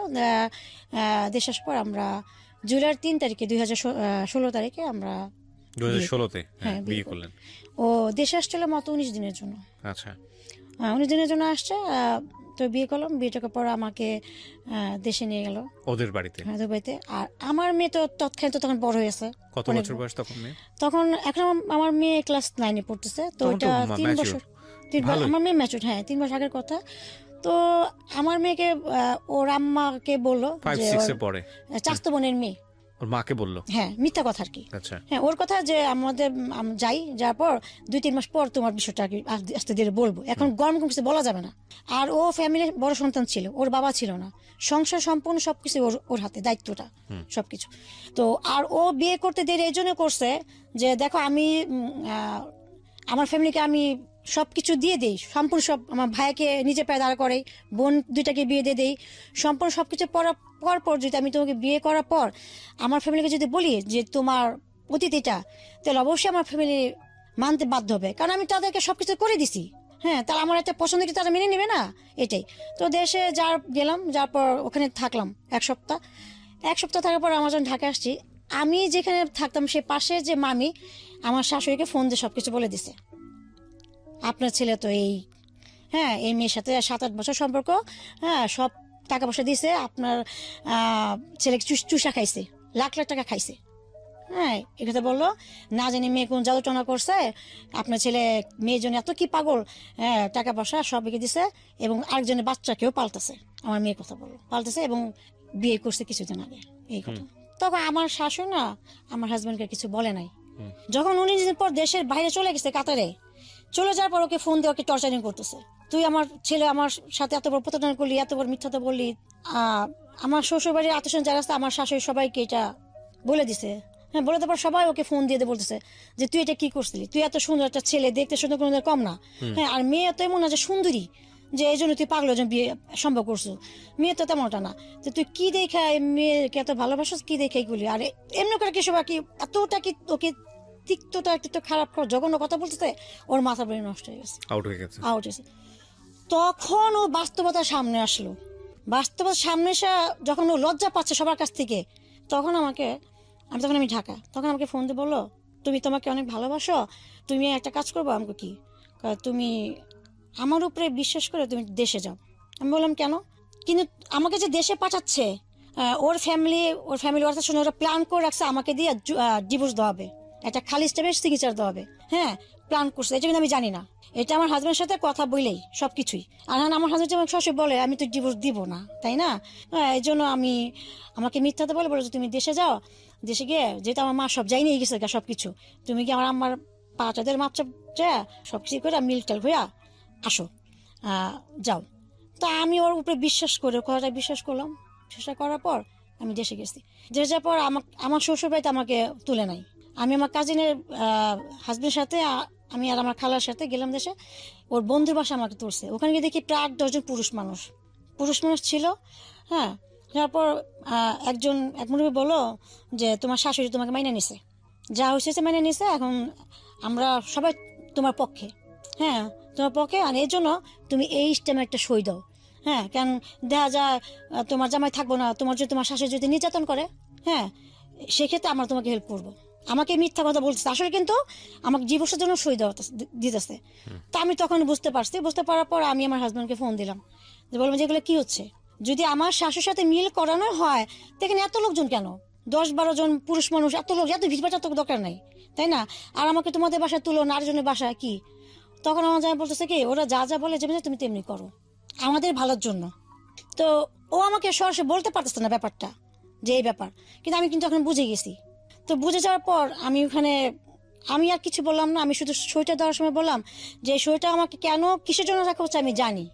তো যাই হোক, আমি সবার ভালোর জন্য আমি সইটা দিয়ে যাচ্ছি। তো আমি চিকিৎসা দিলাম, দিয়ে সেদিন রাতেই লঞ্চে আমি উঠছি মেয়েকে নিয়ে। হ্যাঁ, তারা আমাকে একটা থাকতে দিল না, তারা আমাকে বলতেছে কি আপনার থাকা দরকার নাই, চলে যান আজকে রাতের মতো। হ্যাঁ, আমরা নতুন করে ঢাকায় যাব, সবাই বরজাতির মতো আপনাকে বউ সাজায় নিয়ে আসবো সবাই। দায় মুক্তি। বলেন তারপর। হ্যাঁ, ওখানকার যারা ছিল পুরুষরা, ওর বন্ধু বান্ধব, আবার আমার শাশুড়ি। হ্যাঁ, তো বলছে যে মা তুমি যাও এখন, যাওয়ার পর আমি 3-4 দিন পর আমার পোলা টাকা টোকা দিয়ে যাবো, আমরা গয়না কাছে দিয়া একটা তোমার বউ সাজা একটা সুন্দর করে করে নিয়ে সবাই যা দেবো, তুই আমার ছেলের বউ এমনি করে। তা আমি খুব সব বুঝতে পারছি, আমি কিন্তু তাদের কথা শুনতেছি আর ভিতরে ভিতরে আমি খালি হাসতেছি, আবার চোখের পানিও আগে পড়তেছে না, এমন একটা অবস্থার মধ্যে ছিলাম। তো আমি লঞ্চে উঠলাম, তখন রাত বাজে 12টা। লঞ্চে ওঠার সাথে সাথে আমি ওকে ফোন দিয়ে বললাম, দেখো আমি তোমার ডিভোর্স নামে আমি সই দিয়ে দিয়েছি, এখন তুমি আমার কাছ থেকে রেহাই। তবে একটা কথা বলি যে তোমাকে আমি বিশ্বাস করছি, তুমি আমার জন্য করছো, আমার না আমার বাচ্চার জন্য করছো এতটা বছর, শুধু এর জন্য এদিকে তাকায় আমি তোমাকে আমার দিক দিয়ে মুক্তি দিলাম। কারণ আমি চাই না তুমি আমার জন্য দুনিয়া সবার কাছে ছোট হও, কারণ তোমার নিজের মুখের কথা আমার লাইফের হিস্ট্রি নাকি তোমার বাসার তোমার আত্মীয়স্বজন কুত্তা সবাই জেনে গেছে। হ্যাঁ, তো সেক্ষেত্রে তুমি পাও না যে তুমি হয়তো আমার জানা মজা ফার্স্ট ভালোবাসা ফার্স্ট বিয়ে, এই যেটা আমার মতে ওইটা তো আমার একটা অন্য একটা পার্ট ছিল। তো এই করে আমি প্রচুর পরিমাণে কান্না করতে করতে হুট করে আমি 2টা পা উঁচা করে আমি উঠলাম যে আমি এখন লাফ দিয়ে মারা যাবো, সুইসাইড করবো। মানে আপনার প্ল্যান ছিল আপনি সুইসাইড করবো। আমি পারতেছি না লোড নিতে, এত কষ্ট, এতই একটা মেয়ের লাইফে কি ভেবে হয়, তখন আমি লোড নিতে পারতেছি না। তখন আমি উঠে যে দাঁড়ালাম লাভ যখন দেওয়ার জন্য, হুট করে আমার চোখের সামনে আমার বাচ্চার যে ছোটকালে যে যখন 2 বছর ছিল ওর সেই ছবিটা আমার চোখের সামনে ভেসে উঠলো। ভেসে ওঠার পর আমি পাটা নিচে নামিয়ে দিলাম। নামিয়ে দেওয়ার পর তখন আমি ওই সেই তখন প্রায় দীর্ঘ 1000 ঘন্টা আমি পানিতে তাকিয়েছিলাম আর চোখের পানি ফেলতেছিলাম যে আমি তো একটা মা। দেখেন, ভেরি ট্রাজিক। মানে 13 বছর 14 বছর বয়সে মেয়েটার বিয়ে হয়ে গেল। যখন সে বিয়ে বোঝে না, সংসার বোঝে না, প্রেম বোঝে না, এগুলো করার পরে না লাইফের এই রিয়েলিটিগুলো ফেস করা ব্যাপার আসে। তো সেরকম একটা বয়সে সংসার, বাচ্চা বোঝে না, শারীরিক সম্পর্ক বোঝে না, সেই সময় বাচ্চার মা, তারপরে জীবন চলতে গিয়ে বাচ্চাটাকে লালন পালন করতে গিয়ে অবর্ণনীয় কষ্ট, এবং জীবনে এই পর্যায়ে একটা মানুষ আসলো, তাকে সে মনের অজান্তে ভালোবেসে ফেললো, মানুষটাকে বিয়েও করলো, কিন্তু আমাদের সামাজিকতা তাকে সেই জায়গাটায় স্টাবলিশড হতে দিল না। আজকের এই গল্পটা থেকে ভয়ঙ্কর কিছু শেখার আছে। জীবন থেকে সে দায়মুক্তিও চেয়েছিল, কিন্তু সে জীবন থেকে দায়মুক্তিও নিতে পারেনি, কারণ তার সন্তান আছে। এটা একটা ভয়ঙ্কর রকম একটা স্টোরি, এবং এই ভয়ঙ্কর স্টোরি বাংলাদেশের অসংখ্য মেয়ের স্টোরি। এই একটা অ্যাঙ্গেল অনেক মেয়ের মধ্যে খুঁজে পাওয়া যাবে, কারণ আমি আমার জীবন গল্পে এত গল্প প্রচার করেছি এই টাইপের, মানে বর্ণনাতীত বলা চলে। তাই একটা পুরো জীবনটাই স্পয়েল হয়ে গেল না এক অর্থে। একটা মূল্যবান জীবন, নিজের কোনো স্বপ্ন নাই, নিজের কোনো সিদ্ধান্ত নাই, নিজের কোনো স্বাধীনতা নাই, নিজের পায়ে দাঁড়ানোর ক্ষমতা নাই। কিন্তু এই ভদ্র মহিলা তার নিজের জীবনটাকে নিজের মতো করে গড়তে পারতো যদি একটা জায়গায় আমরা কোনো কম্প্রোমাইজ না করতাম, সেটা হচ্ছে ওনার যদি ক্যারিয়ার থাকতো। আর ক্যারিয়ারের জন্য কি দরকার ছিল? শিক্ষার দরকার ছিল। সো এই জন্যই আমি বলি যে ছেলের চেয়েও মেয়েদেরকে বেশি করে শেখানো উচিত, কারণ একটা ছেলে তো গায়ে গতরে খাটতে পারে, অ্যাটলিস্ট সে সৎপথ ইনকাম করার জন্য রিক্সাওয়ালা হইতে পারবে। হ্যাঁ, মানে যদি একবারে বিলো লেভেলের চিন্তা করি, কিন্তু এই মেয়েটা কি করবে বলেন? এই ভদ্রমহিলা যেখানেই যাবে পদে পদে বাধা, যেখানেই যাবে হায়নার মতো মানুষ ওত পেতে আছে, সুযোগ নেওয়ার চেষ্টা করবে। তো সেই জায়গাটা থেকে উনি যদি শিক্ষিত হতেন, মিনিমাম লেভেল অফ এডুকেশন যদি ওনার থাকতো, এবং উনি যদি একটা জব করতেন, ওনার যদি সলভেন্সিটুকু থাকতো, উনি যদি আয় করতে পারতেন, তাহলে ওনার লাইফটা হয়তো অন্যরকম হতো। আমি জানি এই কথাগুলিই বলতে আপনি এখানে এসেছেন, আরও কিছু কি বলতে চান শেষের দিকে এসে? শেষে এটাই বলতে চাই যে আমাদের সমাজ আমাদের অনেক ধিক্কার দেবে। সমাজ একটা মানুষের অনেক লাইফে অনেক দুঃখ কষ্ট নিয়ে তারা সমালোচনা করবে, কিন্তু তারা কিন্তু পাশে এসে দাঁড়াবে না। একটা মেয়ের অতীত নিয়ে ঘাটাঘাটি করবে, কিন্তু তারা কখনো পাশে এসে দাঁড়ায় সেই মেয়েটা লাইফটাকে ঠিক করে দিবে না। তা আপনার আমার নিজের মেয়ে কিনে টেনশন হয় না? আপনি নিশ্চয়ই চান না যে আপনার মেয়ের জীবনটাও আপনার মতো হোক? আমি চাই না যে আমার মেয়ের জীবনটা আমার মতো হোক, কারণ যদি চাইতাম তাহলে হয়তো আমি আমার মেয়েটাকে ছেড়ে হয়তো আমি একটা বিয়ে করতে পারতাম, লাইফটা সুন্দর করতে পারতাম। আমি ছেড়ে যাইনি। যখন আমি পাটা নেমে দিলাম তখন আমি দেখলাম যে আমি একটা মা, এই বাচ্চা তো আমার।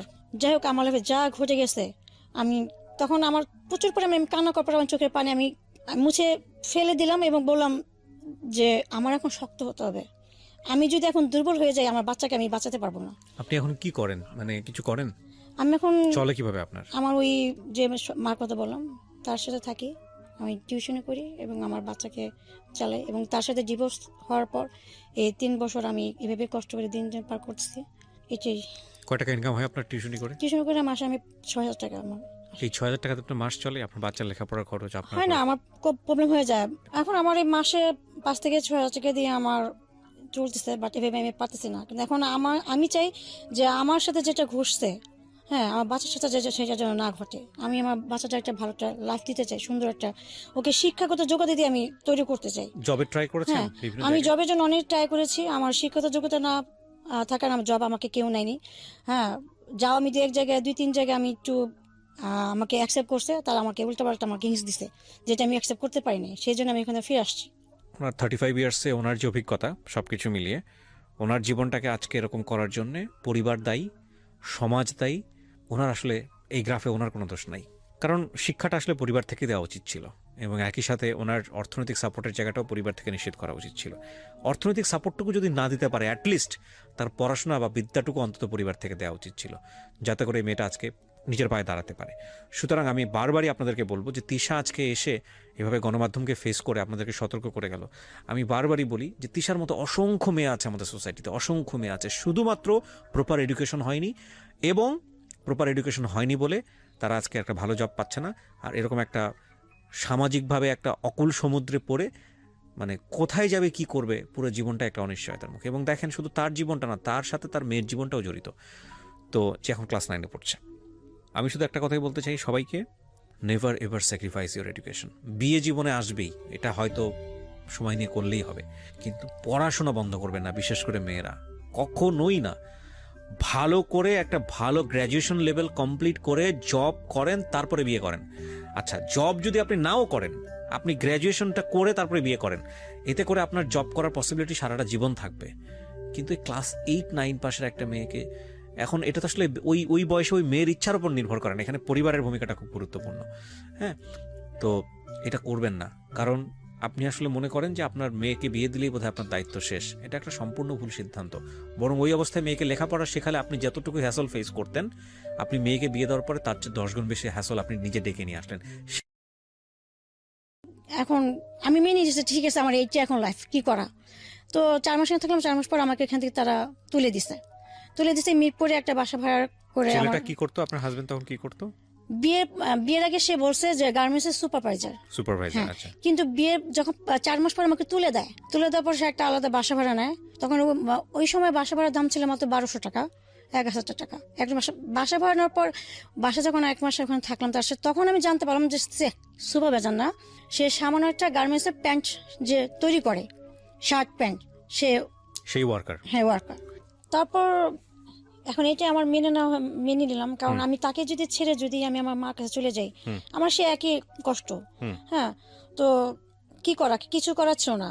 তো আমি তার সাথে আমি সংসার চালিয়ে গেলাম। তো এইভাবে আমি এখানে প্রায় 5 মাস আমি মিরপুরে তার সাথে ভাড়া ছিলাম।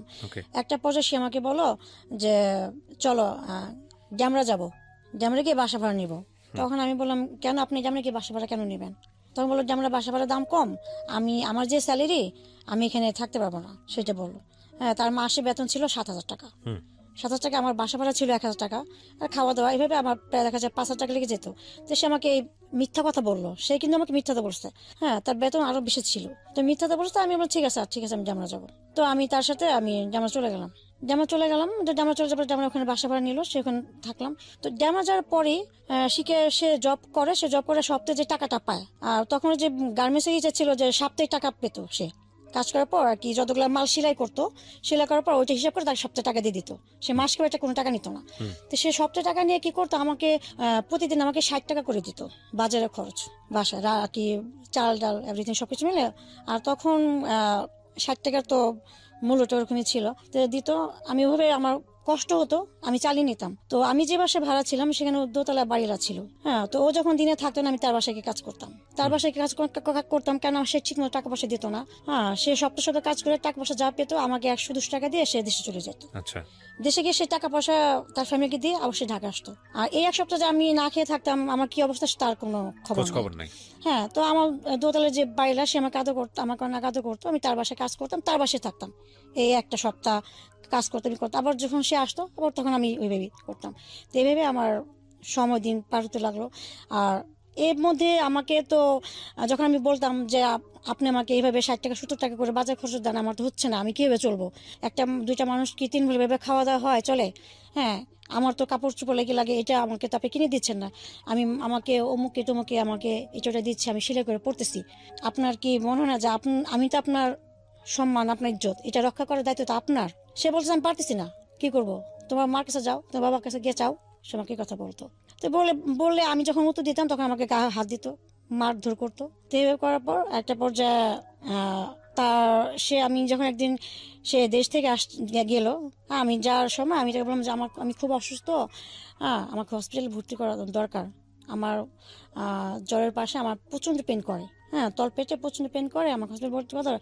সে কি করলো, আমাকে অনেক জোরে এখানে একটা ঘুষা বুকের মধ্যে ঘুষে দিয়ে আমাকে ফেলে ফেলছে। আমি অজ্ঞান হয়ে গেছি। তখন সে চলে গেছে দেশে।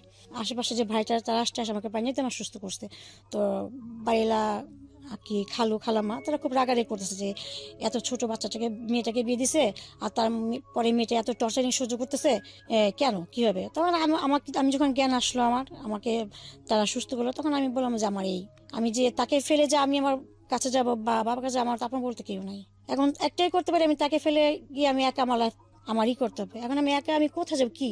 আর তখন আমি এমন একটা ছিলাম যে আমি দিন দিনে কোনো কিছুই চিনতাম বা বুঝতাম না। আমি ছোট থেকে ঘরের ভিতরে মানুষ, আমি বাইরে মুখটা তেমন একটা দেখি নাই, বাইরে সাথে মিশি নাই যে আমার সেইটা থাকবে। সে 1 সপ্তাহ পর আসবে, 1 সপ্তাহ পর আসবে এই কথা বলে সে গেল, আর তার কোনো খবর নেই। তার আর কোনো খবর নেই। 10 দিন 12 দিন 1 মাস হয়ে গেছে, তার আর কোনো খবর নেই। তাকে ফোন দিয়ে পাচ্ছি না, তার ফোন নাম্বার বন্ধ আমার হাজবেন্ডের। তখন আমি আমার দেওয়ারের নাম্বার ফোন দিলাম, সে বলছে আমি জানি না ভাই কোথায়। কিন্তু তার কিন্তু জানে তার ভাই কোথায়, এবং তার ভাই ইচ্ছে করে পলাতক হয়েছে যেন আমি আমার বাবা আমার কাছে যাই, গিয়ে আমি টাকা পয়সা চাই যে আমার জামাইকে দেওয়ার জন্য। হ্যাঁ, জামাইকে দেওয়ার জন্য সে 4টা মেশিন কিনবে টেলের দোকান দেওয়ার জন্য। এটার জন্য তারা প্ল্যান করছে। এই কথাটা আমি শুনতে পারলাম আমার বড় ভাসুরের ওয়াইফের কাছ থেকে, যে দেখো মনে তারা প্ল্যান করছে, ইচ্ছা করে পলাতক হয়েছে যেন তুমি তোমার ফ্যামিলির কাছে তুমি এটা করার জন্য। তখন আমি 1 মাস হয়ে গেছে, আমি তো আমার খাওয়া দাওয়া আমার অনেক কষ্ট হচ্ছে। আমি ওই খালামার বাসায় কাজ করে 1 মাস পার করলাম। 1 মাস পার করার পরে আমি আমার নানুকে মামাদেরকে ফোন দিয়ে জানালাম এই ব্যাপার। তখন তারা বললো যাচ্ছে ঠিক আছে, আমরা ব্যবস্থা করতেছি। তখন আমার মামারা টাকা পয়সা বাসার মালপত্রগুলো নিয়ে আসছে মিরপুরে তাদের বাসায় নিয়ে আসছে। আমি আবার তাদের বাসায় চলে আসার পর এখন দিন যাচ্ছে, দিনের পর দিন আমার একদিন 2 দিনে আমার মা তো আমার প্রতি প্রচন্ড আর কি ঝগড়া, টর্চারিং, দুনিয়ার কথা গালাগালি করতেছে আমারে। জামাইয়ের ভাত খাইতে পারলাম না, হ্যান ত্যান এইভাবে আমাকে সে করতেছে। জামাইয়ের ফালাতে এসে পড়তে দুনিয়ারই করতেছে। তার একটা কথা যে আমি খারাপ, ভালো না। হ্যাঁ, আমার হাজবেন্ড অনেক ভালো, সেটা বলতেছে। তাদের এই কথা শোনার পর আমার ভিতরে একটা তিক্ততা কাজ করতেছে, একটা কষ্ট করতেছে। না থাক, আমি মার্গো থেকে তার কাছে চলে যাই। হ্যাঁ, এখানে আমার মারধর খেতে হচ্ছে। এখানে তাদের কাজ করার পরও মারধর খাচ্ছি। তারা যদি একটা কাজে বোয়া রাখতো, তাদের তো বেতন দিয়ে রাখতে হতো। তাই না, 3 বেলা খাবার যদি বেতন দিত না, তো সেক্ষেত্রে আমি সেটাই তো করতেছি, তাহলে কেন তাদের এত কথা শুনবো? তাহলে যাই হোক, আমি আমার স্বামীর ঘরে চলে যাই, গিয়ে তার মারধর খেয়ে অ্যাটলিস্ট আমি কোণে পড়ে থাকি। আমি এটাকে বেটার মনে করছিলাম আমি তখন। তখন আমি তাকে খোঁজা শুরু করলাম। আমি গুলিস্তান আসলাম, বংশান আসলাম, আর কি বিভিন্ন যেখানে যেখানে সে কাজ করতো, হ্যাঁ, আমি করে আমি তাকে খুঁজে শুরু করলেন তাকে, কোথায় সে হ্যাঁ, হারিয়ে গেছে? হ্যাঁ। কোথায় গেছে। তখন তার সাথে একজন কাজ করতো, তার মধ্যে জানতে পারলাম যে সে বংশালে জব কাজ করতেছে। বংশালীকে আমি তাকে পাইছি। পাওয়ার পর পাওয়ার পর আমি বললাম যে আমাকে ভেবে আপনাকে ফালা রাখছেন, হ্যাঁ, আমি কোথায় আছি, কি খাচ্ছি না খাচ্ছি, হ্যাঁ, এটা কি না। তখন সে বললো যে তুমি তোমার মার কাছ থেকে 40,000 টাকা নিয়ে আসো, আমি মেশিন কিনবো 4টা। হ্যাঁ, আমি বললাম সে আমাকে দিবে না, এখন আমি কি করবো? মানে যৌতুক চাই। এটা তো এই করার পর সে আমার সাথে সংসার করবে না, 40,000 টাকা দিতে সে বলতেছে।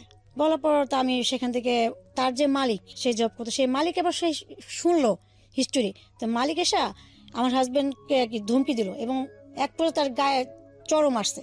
একটা মেয়ের সাথে তো টাকা লোভে সংসার করতেছ, টাকা লোভে তাকে বিয়ে করছো, হ্যাঁ, এখন তোর আমি বললাম তুই এখন এই মেয়ে নিয়ে বাসা বাড়ি নিবি আজকের মধ্যে। ওর আমার হাজবেন্ডের মালিক তাকে ধমকি দিলে, বলো যদি বাসা বানা যাস তোর 3 মাসের বেতন তোকে দিব না। আচ্ছা। তখন সে কালীগঞ্জে আমার ভাসুর থাকতো, সে ওখান থেকে চলে আসছে ঢাকা, কালীগঞ্জে বাসা ভাড়া নিল।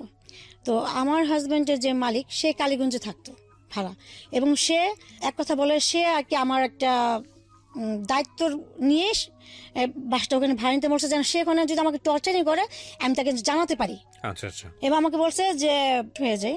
এটা হওয়ার পর তখন আমি ওখানে যে ভাইটা ছিল, আমি বললাম যে মামি দেখেন আমার এমন এই সমস্যা হচ্ছে, কেন হতে যায় না, আমার একটু ডাক্তার থেকে নিয়ে যাবেন কিনা। তখন বলছে তোমার তো মেবি তুমি কনসেপ্ট করছো। আচ্ছা, তো বিয়ের কয় বছর পরের ঘটনা এটা? এটা আমার বিয়ে প্রায় 1.5 বছর পর। চিন্তা করেন কি পরিমাণ রিস্ক, এত আন্ডার এজ একটা বাচ্চা, সংসার, এবং সেখানে ওনার যখন এইরকম একটা কনসিভ মোমেন্ট, সেটার বয়স খুব বেশি হলে 14 থেকে 15, যেটা তো একেবারেই মেডিকেল সায়েন্সের জায়গা থেকে ভেরি ডেঞ্জার পিরিয়ড। বলেন তারপর। তো আমাকে তার মৃত্যুও হতে পারে।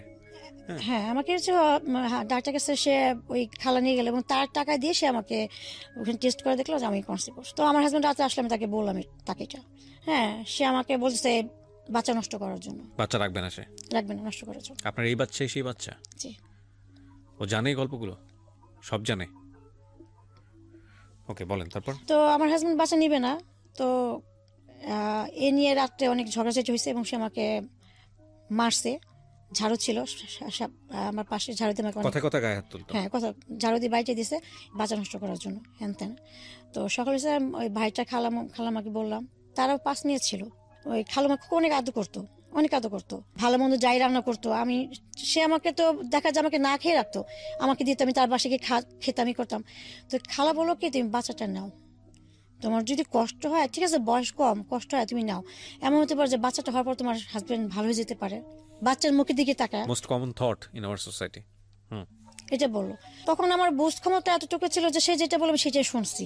শোনার পর আমারও মনে হলো যে আসলে তো বাচ্চাটা যদি হয়, এটা তো তার নিজের রক্ত, নিজের সন্তান, তাই না? আমি নাহলে পরের মেয়ে, সে আমাকে টর্চারিং করতেছে, মারতেছে, নির্যাতন করতেছে। যাই হোক, আমার প্রতি হয়তো মা নাই, যখন একটা বেবি আসবে সেটা তো তার নিজের সন্তানকে তো সে ফেলে দিতে পারবে না। তখন হয়তো হতে পারে সন্তানের ভালোবাসা মা সে ঠিক হয়ে যেতে পারে, একটা ভালো একটা লাইফ আমরা পার করতে পারি। এই চিন্তাটা আমিও করলাম যখন আমাকে খালামা বুঝাইলো। তখন আমি বাচ্চাটা নিয়ে নিলাম। তো বাচ্চাটা নেওয়ার পর 1 মাস 2 মাস, তো ডাক্তার আমাকে যখন ডাক্তার কাছে যায়, সে বলে আপনার শরীর অনেক দুর্বল, আপনার খেতে হবে ঠিক মতো, আপনার বেবি সমস্যা হবে। কিন্তু আমাকে যে পরিমাণে আর কি টাকা দিত, সে মানে আমি দেখা যায় 2 বেলা আমি খেতে পারতাম না ঠিক মতো। আমি ওই খালামণির বাসায়, খালার ঘরে গিয়ে খেতাম, বাইরের পেয়ে খেতাম। এবং আমাদের ওই বাসার সামনে একটা দোকান ছিল, স্টোরের দোকান। তো ওই দোকান থেকে সতর্কটা কিনতাম, ওখান থেকে কি শুকনা যাইটি কিনতাম, 100 টাকার মধ্যে সবকিছু কেনাকাটা করে রান্না করতাম। তো তার ছোট বোন ছিল ক্যান্সারে মারা গেছে। তার ছোট বোন নাকি দেখতেছে আমার মতো আর কি, ওই ভাই বলতো। তো সেই জন্য আমাকে সে অনেক আদর করতো। যখন সে দেখতে পেলো যে আমি কনসেপ্ট করছি, আমার বেবি পেটে 4 মাস, তখন আমাকে আমার চেহারা শুকানো শুরু করলো খাওয়া দাওয়ার অভাবে।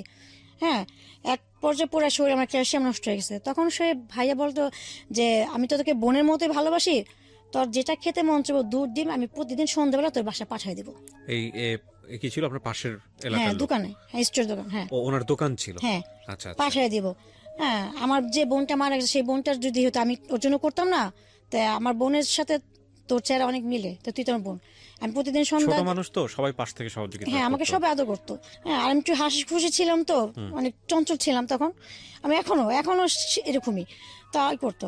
তো প্রতিদিন সন্ধ্যা হলে কি করতো, ওই ভাইয়া বড় বড় কলার ফানা দুধ বাসার পাশে দিত, তা আমি খাইতাম। তারপর সবাই আসে, সবাই আমাকে করতো, সবাই আদর করতো, খাইতাম। তো এইভাবে আমার বেবিটা প্রায় 5 মাস হয়ে আসলো। তারপর তো একদিন হঠাৎ করে আমার হাজব্যান্ড একটু সন্ধ্যের দিকে চলে আসছে বাসায়। তো সন্ধ্যের দিকে চলে আসার পর দেখছে বাসায় ওয়াটারপ্রুফ দুধ, ডিম, তারপর কলা, এগুলো এত কোত্থেকে, আমি টাকা পাইলাম কোত্থেকে। তো আমাকে প্রশ্ন করলাম, বললাম যে ভাই আমাকে দিছে। হ্যাঁ টাকা পাইছিস কোত্থেকে, তুই করে বলতেছে। আমি বললাম যে ভাই আমাকে প্রতিদিনই দেয়। আমি বললাম যে ভাইয়া প্রতিদিনই দেয় আমাকে কেন? ও যখন একটা গালি দিল, তাকে গালি দিয়ে বললো যে ও কেন যেটা সন্দেহ করতে। হ্যাঁ দিবে। হ্যাঁ তো আমি এই কথা বলার পর সে আমার সাথে ঝগড়া প্রায় তিনটা পর্যন্ত, 3 মাস ঝগড়া। আমি কনসেপ্ট তখন আমি 5 মাসের বেবি আমার পেটে, সে আমাকে হাত তোলার পর এক পর্যায়ে রাত যখন 4টে বাজে, আমি খাটে ঘুমাচ্ছি, আমার পেটে পেন করা শুরু হয়েছে। তা আমি ওকে হাত দিয়ে ধাক্কা দিচ্ছি, বলতেছে আমাকে তুমি হসপিটালে ভর্তি করো, আমার প্রচন্ড পেন করতেছে, আমার খুব খারাপ লাগতেছে, ইভেন আমার ব্লিডিং পড়তেছে। আমাকে যে মারধর করছে, আমাকে ধাক্কা দিচ্ছে, আমি অটোপে ওখানে গিয়ে পড়ছিলাম। অটোপে ওখানে পড়ার পর আমার আর কি পেটের বাম সাইডে আমি ব্যথা পেয়েছি।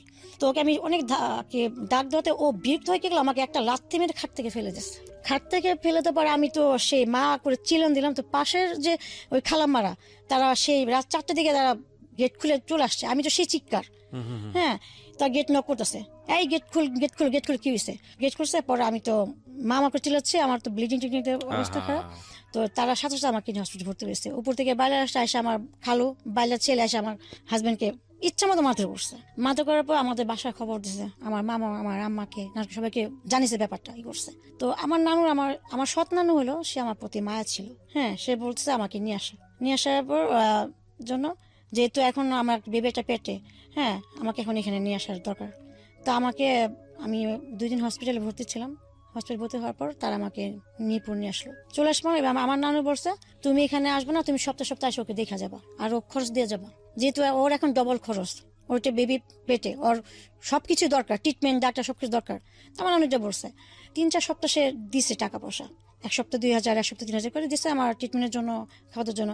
3 সপ্তাহ যাওয়ার পর আর তার কোনো আসারও খবর নাই, কোনো খবর নাই। ঠিক আছে, তো এইভাবে আমার বেবি হওয়ার যখন সময় হয়ে আসবে, বেবি হওয়ার সময় 1 মাস আগে যখন আমি ডাক্তার কাছে ট্রিটমেন্ট করতে যাই, তখন আলট্রাসাউন্ড করার পর ডাক্তার আমার নানুকে আমার আম্মাকে বলতেছে বাচ্চা আর কি মানসিকভাবে যে শারীরিকভাবে মানুষের টর্চার অনেক হয়েছে।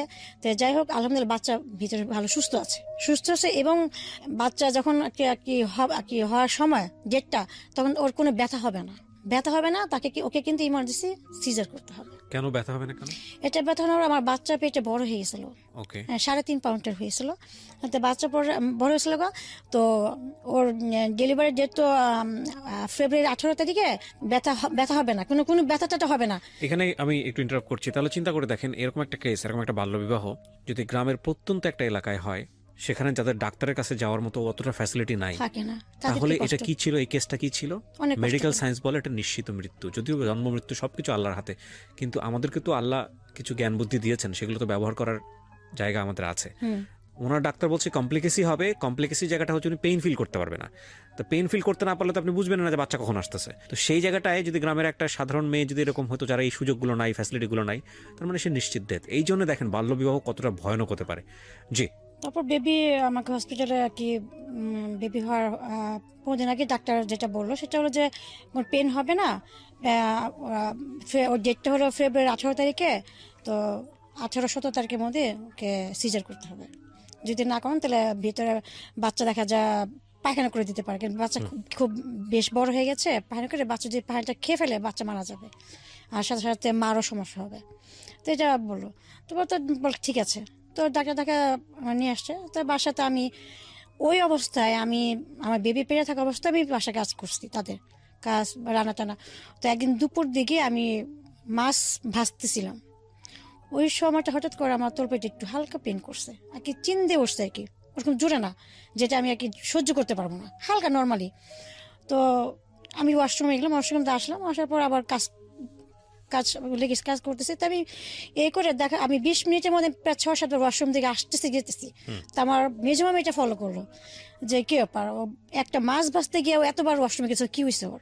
তো মামি সে বলছে, কি রে তুই প্রায় 10 বার ওয়াশরুম থেকে আসলে গেলে তোর কি সমস্যা? আমি বললাম যে আমার সমস্যা হচ্ছে, কেমন যেন লাগছে ভিতরে, আর কেমন যেন লাগছে, সুস্থ আছি কিন্তু আমার চাপটা বেশি আসতেছে। তো বললো যে তোকে তো হসপিটালে ভর্তি করার দরকার। হ্যাঁ, ভর্তি করা দরকার, তো তুই চল। আমার বলছে না, আমার হসপিটাল কেন ভর্তি করবো, আমার কোনো কিছু হয় নাই, আমার তো পেটে ব্যথা করতেছে না তো। হ্যাঁ, আমি এই কথা বললাম, পেট ব্যথা করতেছে না তো, জাস্ট একটু ওয়াশরুমে চাপ আসতেছে বারবারে, আমি কথা বললাম। তো মামি আমাকে ধুমিতে বলে চল। তা আমাদের বাসার পাশে সরকারি হসপিটাল ছিল। হ্যাঁ, আগে থেকে আমার ওখানে কাগজপত্র সব কিছু করা করছিলাম। তো মামি আমাকে, আমি বললাম যে রিস্কে যেতে পারবো না, হাইটে যেতে পারবো, আমাকে হেঁটে নিয়ে চলো। তা বাসায় যে অবস্থায় ছিলাম সে অবস্থা আমাকে ওখানে আমি গেলাম হসপিটালে, যার সাথে সাথে আমাকে যখন ডাক্তার আমাকে চেক আপ করলো, চেক আপ করার সাথে সাথে পুরো বেডে আর কি ও পেটের ভিতরে পায়খানা করেছে, পায়খানা করার পর পুরো বেড পুরো ভরে গেছে। হ্যাঁ, ওই সময় আমি অজ্ঞান হয়ে গেছি। তখন ডাক্তার বললো ইমার্জেন্সি অপারেশন করতে হবে, নাহলে বাচ্চা পেটে মারা যাবে, বাচ্চা পেটে পায়খানা করে দিছে, মারা যাবে, আপনার অনেক দেরি করে ফেলছেন। হ্যাঁ, দেরি করে ফেলছেন। তো মামি আমার নানুর সাথে আমার সাথে আলোচনা করতেছে যে ও তো আসতে চাইতেছে না, ওই এরকম হ্যান ত্যান বল আর কি। তো তারপর আমাকে সিজার রুমে নিয়ে গেলো, তখন ওর বাবাকে আর কি খবর দেওয়া হইলো। হ্যাঁ, সে আসবে না, হ্যাঁ আসবে না, তো আসবে না। পরে আমাকে অপারেশন করা হলো, করার পর আমার বেবি হলো। বেবিটাকে নিয়ে গেল ইয়ে থেকে, আমাকে পুরো কমপ্লিট করে আমাকে আবার বিজয় এসে আবার শোয়ালো। তখন বেবি আমার নানুর হাতে ছিল, সবাই দিল। তো যখন বেবিটাকে আমি দেখলাম, আমার বেবি সে শিশু বাচ্চা, সে বাচ্চাটাকে দেখার পর আমি প্রচুর পরিমাণে কান্না করলাম। কান্না করার পর তখন আমার মনে হলো যে আমার লাইফের কোনো কষ্ট নাই। হ্যাঁ, আর তখন আমি বেবির চেহারা দেখে এত এই জিনিসটা ফিল করতেছি যে আমার বেবিটা হওয়ার আগ পর্যন্ত যে আমি ছোট থেকে এই পর্যন্ত যে কষ্ট পাইছি, হ্যাঁ মনে হয় না যে এই কষ্টগুলো আমার কোনো কষ্ট ছিল। আমি সব কিছু ভুলে গেছি, মনে হচ্ছে যে আমি নতুন একটা আর কি জন্ম নিলাম ওর সাথে সাথে। হ্যাঁ, তখন আমি দেখলাম যে এইটাই আমার সব কিছু, ও ছাড়া আমার কিছু না। হ্যাঁ, তখন আমি এটা চিন্তা করে ই করলাম যে আমি ওকে দেখার পর এতটাই হচ্ছে, তাহলে ওর বাবা যদি ওকে দেখে তাহলে ওর বাবা তো ভালো হয়ে যাবে, অনেক খুশি হবে, অনেক খুশি হবে, এত সুন্দর। আর হসপিটাল প্রত্যেকটা মানুষ বলতেছে কি মেয়ে আর কি বাচ্চা হয়েছে। হ্যাঁ, কাগর পেটে কমলা, যেটা আর কি সবাই বলো বলো করে হাসি করতেছে। আমি তো অনেক কালো ছিলাম আর একটু মোটা টাটা ছিলাম, তো আমার বেবিটা খুবই সুন্দর হয়েছে মাশাআল্লাহ। তো সবাই এটাই করতেছে। তো আমার মামা মিষ্টি টিষ্টি নিয়ে হসপিটাল সবাই খাওয়াচ্ছে, খুশি খেলা। তো আমার যে সৎমা আমার বেবিটাকে দেখার পরেও সে, তার ভিতরে একটা মায়া আসছে। হ্যাঁ, সেও একটু তার মনটা আলাদা আলাদা নন করে দিছে তাকে বেবিটাকে দেখার পর। তো যাই হোক, আমি হসপিটালে 7 দিন ভর্তি ছিলাম। 8 দিনের মাথায় আমাকে বাসায় নিয়ে আসলো। তো নিয়ে আসার পর আমার হাজব্যান্ড আসেনি, তাকে খবর দেওয়া হলো। আমার বেবি যখন 21 দিন বয়স তখন আসছে সে, তখন আসছে। হ্যাঁ, 2-3টা জামা নিয়ে আসছে, আয়না বেবিকে দেখতে আসছে। দেখে এসে বলে কি আমি এখনই রাতে চলে যাবো, আমার গাজীপুরে আমি চাকরি করি, আমি যেতে না যাই, আমার চাকরি চলে যাবো। আসলে একটা বাহানা, সে আর কি ছুটতে চাচ্ছে, এমন অবস্থা। তো আমার নানি আমার তাকে অনেক বকাঝকা করলো। তো সে বেবিকে দেখে সে চলে গেল। তো তখন আমার ভিতরে আরো খারাপ কাজ করলো যে কি ব্যাপার, সে একটা থাকলো না, সে বেবিকে ভেবে আধা ঘন্টা দেখে চলে গেল। 2টা জামা নিয়ে এসা 200 টাকা দিয়ে 2টা জামা সে আর কি পরের মতো দেখে সে চলে গেল, এরকম একটা অবস্থা। তো যাই হোক, তো আমার বেবিকে নিয়ে আমি আমার এখানে থাকলাম। তো আমার বেবি যখন 1 মাস বয়স, 1 মাস পর হয়ে গেল, তো আমার হাজব্যান্ডকে আমি অনেক নক করি, ফোন দিয়ে, সে আসে না। হ্যাঁ, আমি এখন এই বাচ্চা নিয়ে আমি কোথায় থাকবো, কোথায় ভাড়া নেবো, সেটা বলছে কোথায় ভাড়া নেবো। হ্যাঁ, আমাকে থাকার একটা রুম দিতে কও তোমার নানিরে।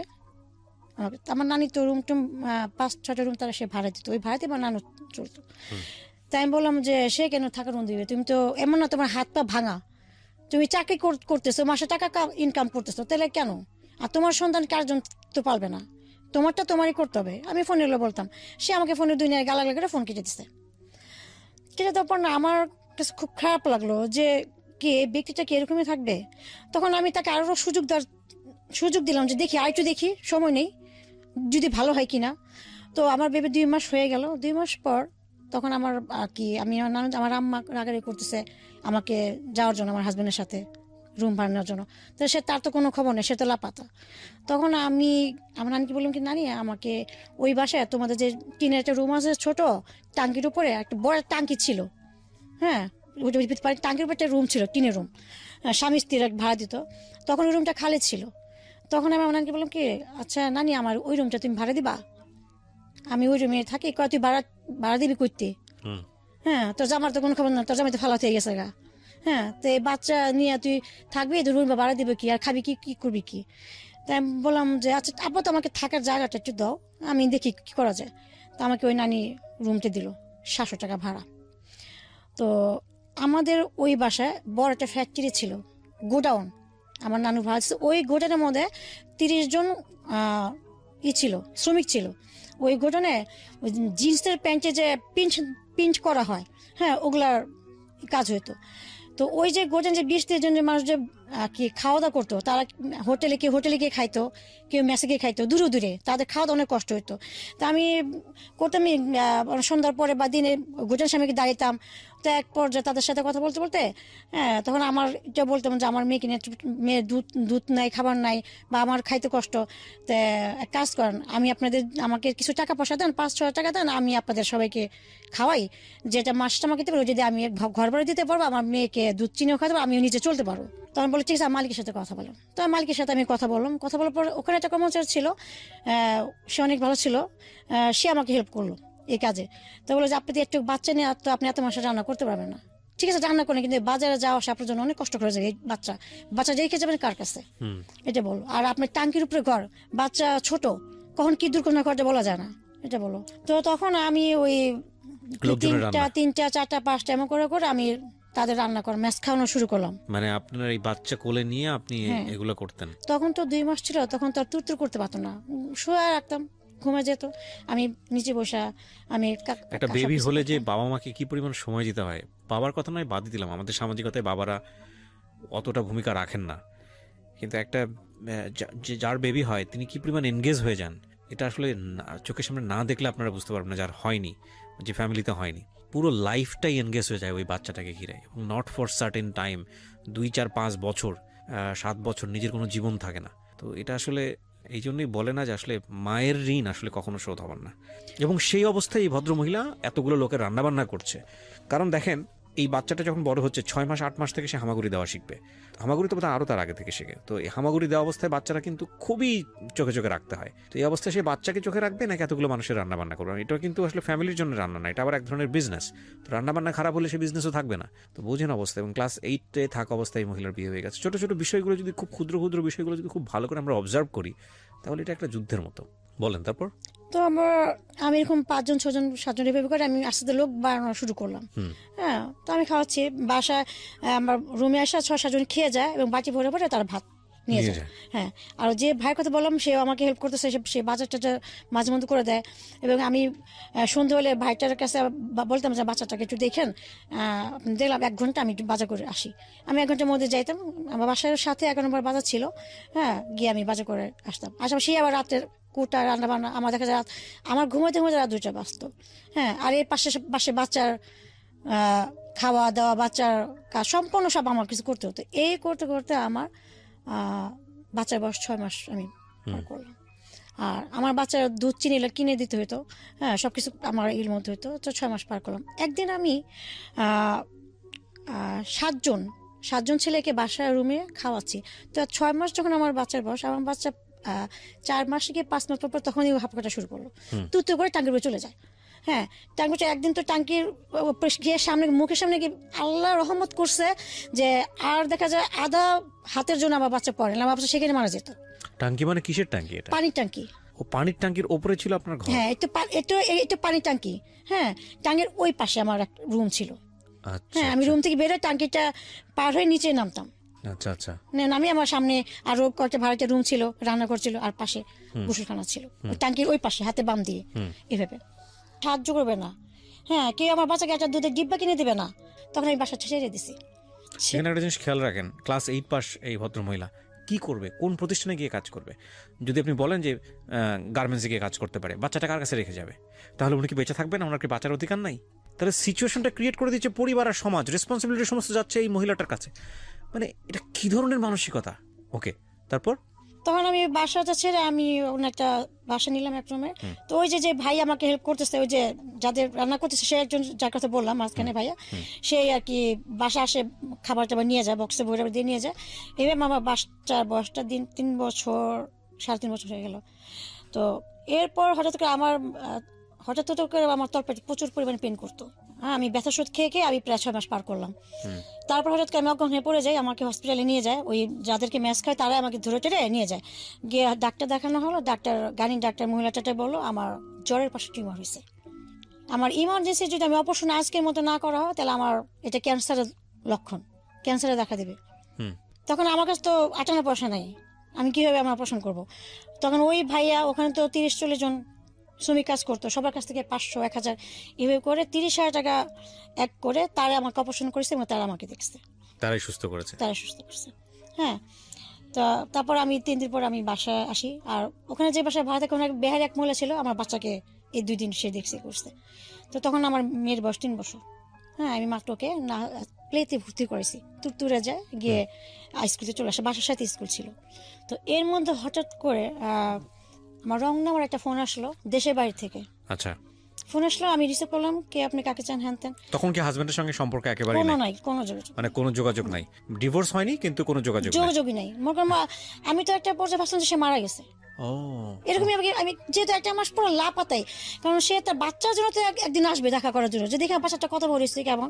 এই যে সে যে বাচ্চাকে 3 মাস বয়সে রেখে গেছে, এরপর তার কোনো খবর নাই। তা আমি ভাবছি সে হয়তো মারাই গেছে। হ্যাঁ, আপনি নিজে থেকে খোঁজ করেন নাই কোথাও?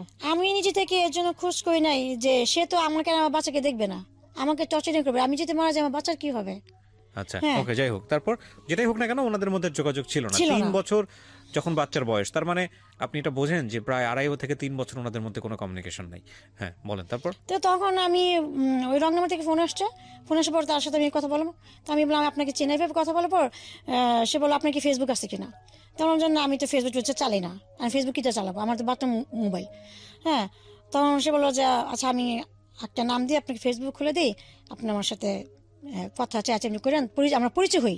তো তখন ও সৌদিতে থাকতো, দাম্মামে। হ্যাঁ, দাম্মামে থাকতো সৌদিতে। তো আমি যে তার সাথে ফেসবুকে কথা বলবো কি দিয়ে, আমার তো কিছু ছিল না তখন।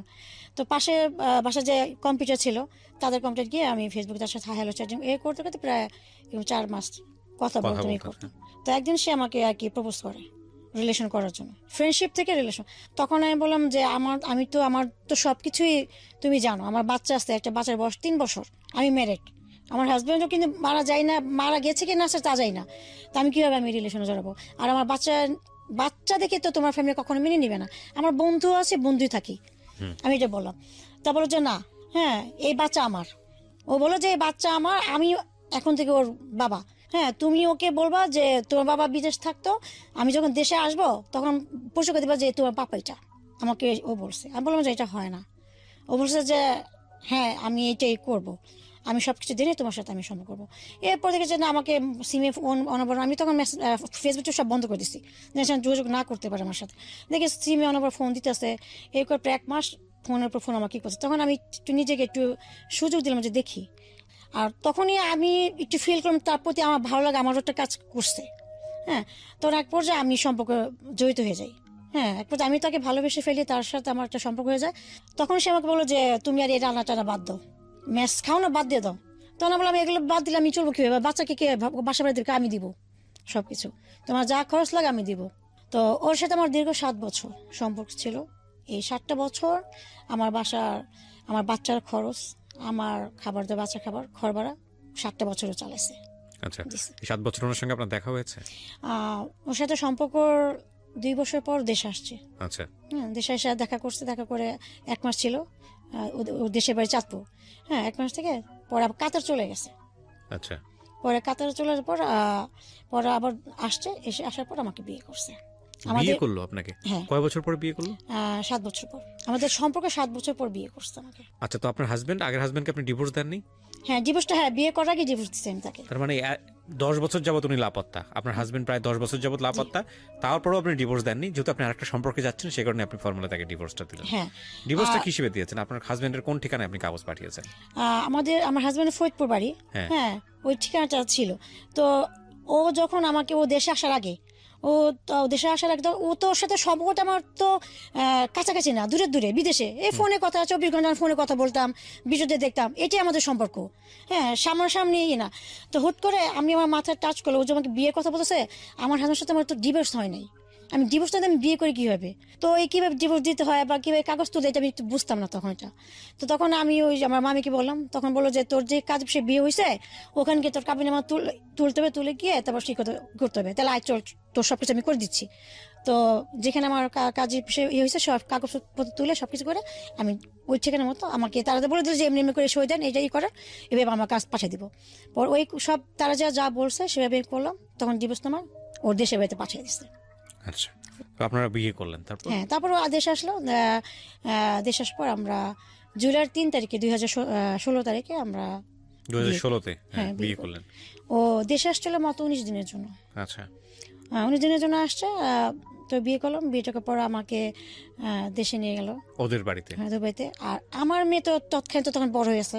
কত বছর বয়স তখন মেয়ে? তখন এখন আমার মেয়ে ক্লাস 9-এ পড়তেছে। তো তখন তো এটা 3 বছর। ভালোই। আমার মেয়ে ম্যাচুরড, হ্যাঁ, 3 বছর আগের কথা। তো আমার মেয়েকে ওর আম্মাকে বললো 5-6-এ পড়ে, চাস্তো বোনের মেয়ে, ওর মাকে বললো। হ্যাঁ, মিথ্যা কথা আর কি। আচ্ছা, হ্যাঁ, ওর কথা যে আমাদের যাই, যাওয়ার পর 2-3 মাস পর তোমার বিষয়টা আর কি আস্তে ধীরে বলবো, এখন গরম কোনো কিছু বলা যাবে না।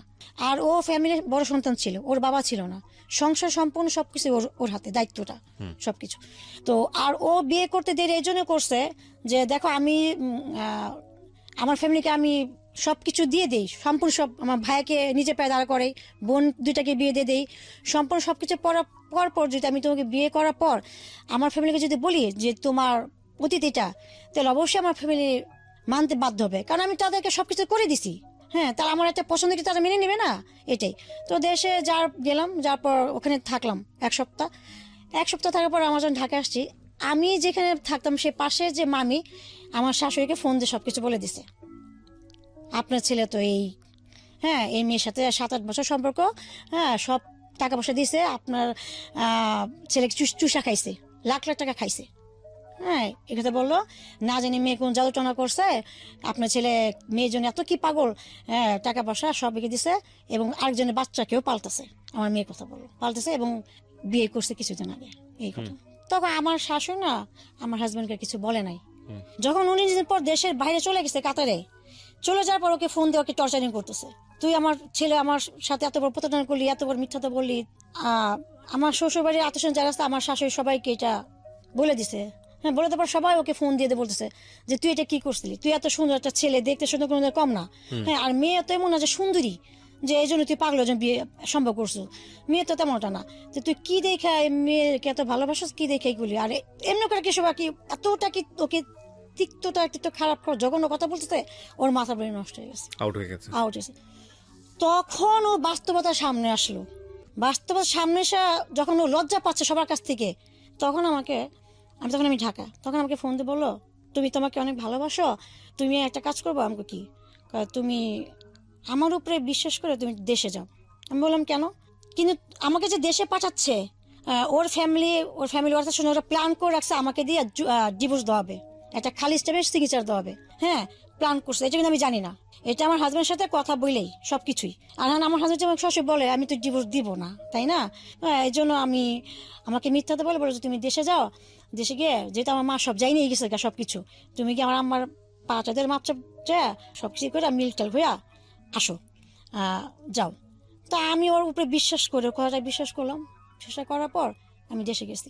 দেশে যাওয়ার পর আমার শ্বশুর বাড়িতে আমাকে তুলে নাই। আমি আমার কাজিনের হাজবেন্ডের সাথে, আমি আর আমার খালার সাথে গেলাম দেশে, ওর বন্ধুর বাসা আমাকে তুলছে। ওখানে গিয়ে দেখি প্রায় 8-10 জন পুরুষ মানুষ ছিল।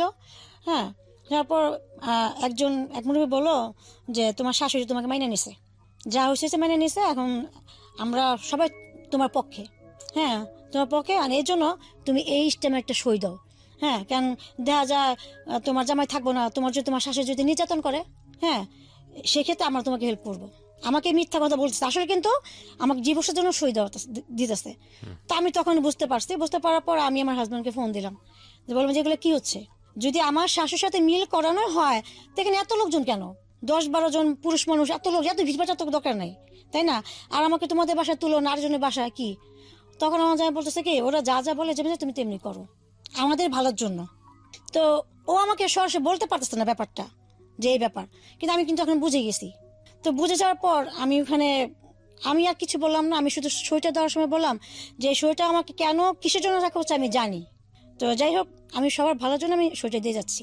তো আমি সিগনেচার দিলাম, দিয়ে সেদিন রাতে লঞ্চ দিয়ে আমি উঠছি মেয়েকে নিয়ে। হ্যাঁ, তারা আমাকে একটা থাকতে দিল না, তারা আমাকে বলতেছে কি আপনার থাকা দরকার নাই, চলে যান আজকে রাতের মতো। হ্যাঁ, আমরা নতুন করে ঢাকায় যাব, সবাই বরজাতির মতো আপনাকে বউ সাজায় নিয়ে আসবো সবাই। দায় মুক্তি। বলেন তারপর।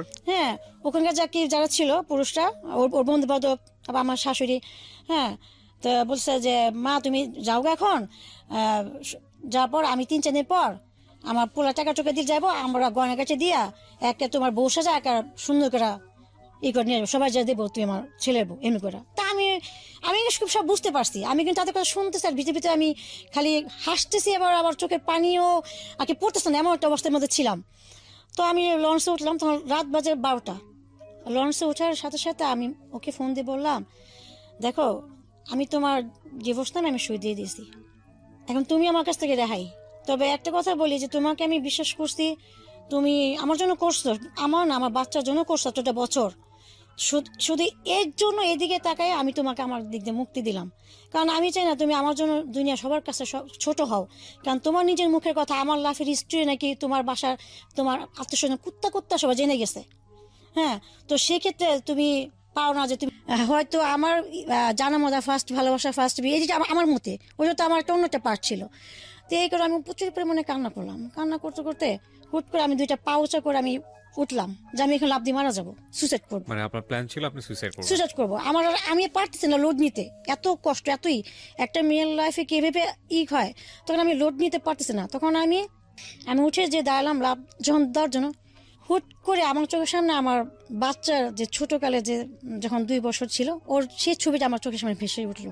ভেসে ওঠার পর আমি পাটা নিচে নামিয়ে দিলাম, নামিয়ে দেওয়ার পর তখন আমি ওই সেই তখন প্রায় দীর্ঘ 1000 ঘন্টা আমি পানিতে তাকিয়েছিলাম আর চোখের পানি ফেলতেছিলাম যে আমি তো একটা মা।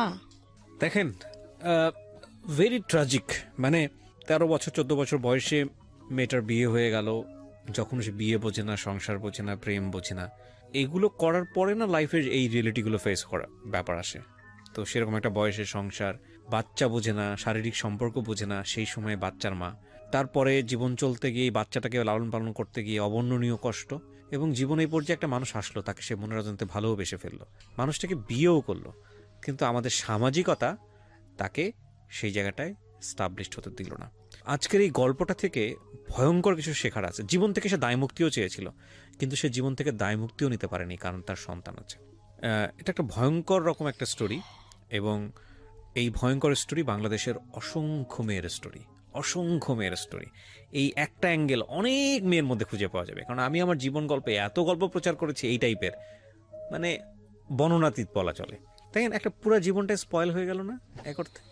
একটা মূল্যবান জীবন, নিজের কোনো স্বপ্ন নাই, নিজের কোনো সিদ্ধান্ত নাই, নিজের কোনো স্বাধীনতা নাই, নিজের পায়ে দাঁড়ানোর ক্ষমতা নাই। কিন্তু এই ভদ্র মহিলা তার নিজের জীবনটাকে নিজের মতো করে গড়তে পারত, যদি একটা জায়গায় আমরা কোনো কম্প্রোমাইজ না করতাম। সেটা হচ্ছে ওনার যদি ক্যারিয়ার থাকতো, আর ক্যারিয়ারের জন্য কি দরকার ছিল? শিক্ষার দরকার ছিল। সো এই জন্যই আমি বলি যে ছেলের চেয়েও মেয়েদেরকে বেশি করে শেখানো উচিত, কারণ একটা ছেলে তো গায়ে গতরে খাটতে পারে, অ্যাটলিস্ট সে সৎপথ ইনকাম করার জন্য রিক্সাওয়ালা হতে পারবে। হ্যাঁ, মানে যদি একবারে বিলো লেভেলের চিন্তা করি। কিন্তু এই মেয়েটা কী করবে বলেন? এই ভদ্রমহিলা যেখানেই যাবে পদে পদে বাধা, যেখানেই যাবে হায়নার মতো মানুষ ওত পেতে আছে, সুযোগ নেওয়ার চেষ্টা করবে। তো সেই জায়গাটা থেকে উনি যদি শিক্ষিত হতেন, মিনিমাম লেভেল অফ এডুকেশন যদি ওনার থাকতো, এবং উনি যদি একটা জব করতেন, ওনার যদি সলভেন্সিটুকু থাকতো, উনি যদি আয় করতে পারতেন, তাহলে ওনার লাইফটা হয়তো অন্যরকম হতো। আমি জানি এই কথাগুলিই বলতে আপনি এখানে এসেছেন, আরও কিছু কি বলতে চান শেষের দিকে এসে? শেষে এটাই বলতে চাই যে আমাদের সমাজ আমাদের অনেক ধিক্কার দেবে, সমাজ একটা মানুষের অনেক লাইফে অনেক দুঃখ কষ্ট নিয়ে তারা সমালোচনা করবে, কিন্তু তারা কিন্তু পাশে এসে দাঁড়াবে না। একটা মেয়ের অতীত নিয়ে ঘাটাঘাটি করবে, কিন্তু তারা কখনো পাশে এসে দাঁড়া সেই মেয়েটা লাইফটাকে ঠিক করে দিবে না। তা আপনার আমার নিজের মেয়ে কিনে টেনশন হয় না? আপনি নিশ্চয়ই চান না যে আপনার মেয়ের জীবনটাও আপনার মতো হোক। আমি চাই না যে আমার মেয়ের জীবনটা আমার মতো হোক, কারণ যদি চাইতাম তাহলে হয়তো আমি আমার মেয়েটাকে ছেড়ে হয়তো আমি একটা বিয়ে করতে পারতাম, লাইফটা সুন্দর করতে পারতাম। আমি ছেড়ে যাইনি। যখন আমি পাটা নেমিয়ে দিলাম তখন আমি দেখলাম যে আমি একটা মা, এই বাচ্চা তো আমার। যাই হোক, আমার লাইফে যা ঘটে গেছে, আমি তখন আমার প্রচুর পরিমাণে আমি কান্না করার পর আমার চোখের পানি আমি মুছে ফেলে দিলাম এবং বললাম যে আমার এখন শক্ত হতে হবে। আমি যদি এখন দুর্বল হয়ে যাই, আমার বাচ্চাকে আমি বাঁচাতে পারবো না। আপনি এখন কি করেন, মানে কিছু করেন? আমি এখন চলে কিভাবে আপনার? আমার ওই যে মার কথা বললাম তার সাথে থাকি, আমি টিউশনে করি এবং আমার বাচ্চাকে চালাই, এবং তার সাথে ডিভোর্স হওয়ার পর এই 3 বছর আমি এভাবে কষ্ট করে দিন পার করছি। এটাই। কয় টাকা ইনকাম হয় আপনার টিউশনি করে? টিউশন করে মাসে আমি 6,000 টাকা আমার এই 6,000 টাকাতে আপনার মাস চলে? আপনার বাচ্চার লেখাপড়ার খরচ আপনার হয় না, খরচ? আমার খুব প্রবলেম হয়ে যায়। এখন আমার এই মাসে 5 থেকে 6,000 টাকা দিয়ে আমার চলতেছে, বাট এভাবে আমি পারতেছি না। কিন্তু এখন আমি চাই যে আমার সাথে যেটা ঘটছে, হ্যাঁ, আমার বাচ্চার সাথে সেটা যেন না ঘটে। আমি আমার বাচ্চাটা একটা ভালো একটা লাইফ দিতে চাই, সুন্দর একটা ওকে শিক্ষাগত যোগ্যতা দিয়ে আমি তৈরি করতে চাই। জবে ট্রাই করেছেন হ্যাঁ, বিভিন্ন আমি জায়গায়? জবের জন্য অনেক ট্রাই করেছি, আমার শিক্ষাগত যোগ্যতা না থাকার আমার জব আমাকে কেউ নেয়নি। হ্যাঁ, যাও আমি 2-1 জায়গায় 2-3 জায়গায় আমি একটু আমাকে অ্যাকসেপ্ট করছে, তারা আমাকে উল্টাপাল্টা আমাকে হিংস দিছে, যেটা আমি অ্যাকসেপ্ট করতে পারিনি। সেই জন্য আমি এখানে ফিরে আসছি। ওনার 35 ইয়ার্সে ওনার যে অভিজ্ঞতা সবকিছু মিলিয়ে ওনার জীবনটাকে আজকে এরকম করার জন্য পরিবার দায়ী, সমাজ দায়ী। ওনার আসলে এই গ্রাফে ওনার কোনো দোষ নাই, কারণ শিক্ষাটা আসলে পরিবার থেকে দেওয়া উচিত ছিল, এবং একই সাথে ওনার অর্থনৈতিক সাপোর্টের জায়গাটাও পরিবার থেকে নিষেধ করা উচিত ছিল। অর্থনৈতিক সাপোর্টটুকু যদি না দিতে পারে, অ্যাটলিস্ট তার পড়াশোনা বা বিদ্যাটুকু অন্তত পরিবার থেকে দেওয়া উচিত ছিল, যাতে করে এই মেয়েটা আজকে নিজের পায়ে দাঁড়াতে পারে। সুতরাং আমি বারবারই আপনাদেরকে বলবো যে তিশা আজকে এসে এভাবে গণমাধ্যমকে ফেস করে আপনাদেরকে সতর্ক করে গেল। আমি বারবারই বলি যে তিশার মতো অসংখ্য মেয়ে আছে আমাদের সোসাইটিতে, অসংখ্য মেয়ে আছে, শুধুমাত্র প্রপার এডুকেশন হয়নি, এবং প্রপার এডুকেশন হয়নি বলে তারা আজকে একটা ভালো জব পাচ্ছে না, আর এরকম একটা সামাজিকভাবে একটা অকুল সমুদ্রে পড়ে মানে কোথায় যাবে কি করবে পুরো জীবনটা একটা অনিশ্চয়তার মুখে। এবং দেখেন, শুধু তার জীবনটা না, তার সাথে তার মেয়ের জীবনটাও জড়িত। তো যে এখন ক্লাস 9-এ পড়ছে। আমি শুধু একটা কথাই বলতে চাই সবাইকে, never ever sacrifice your education. বিয়ে জীবনে আসবেই, এটা হয়তো সময় নিয়ে করলেই হবে, কিন্তু পড়াশোনা বন্ধ করবেন না, বিশেষ করে মেয়েরা, কখনোই না। ভালো করে একটা ভালো গ্র্যাজুয়েশন লেভেল কমপ্লিট করে জব করেন, তারপরে বিয়ে করেন। আচ্ছা, জব যদি আপনি নাও করেন, আপনি গ্র্যাজুয়েশনটা করে তারপরে বিয়ে করেন, এতে করে আপনার জব করার পসিবিলিটি সারাটা জীবন থাকবে। কিন্তু ক্লাস 8-9 পাশের একটা মেয়েকে, এখন এটা তো আসলে ওই ওই বয়সে ওই মেয়ের ইচ্ছার উপর নির্ভর করে না, এখানে পরিবারের ভূমিকাটা খুব গুরুত্বপূর্ণ। হ্যাঁ, তো এটা করবেন না, কারণ আপনি আসলে মনে করেন যে আপনার মেয়েকে বিয়ে দিলেই বোধহয় আপনার দায়িত্ব শেষ। এটা একটা সম্পূর্ণ ভুল সিদ্ধান্ত। বরং ওই অবস্থায় মেয়েকে লেখাপড়া শেখালে আপনি যতটুকু হ্যাসল ফেস করতেন, আপনি মেয়েকে বিয়ে দেওয়ার পরে তার চেয়ে 10 গুণ বেশি হ্যাসল আপনি নিজে ডেকে নিয়ে আসলেন।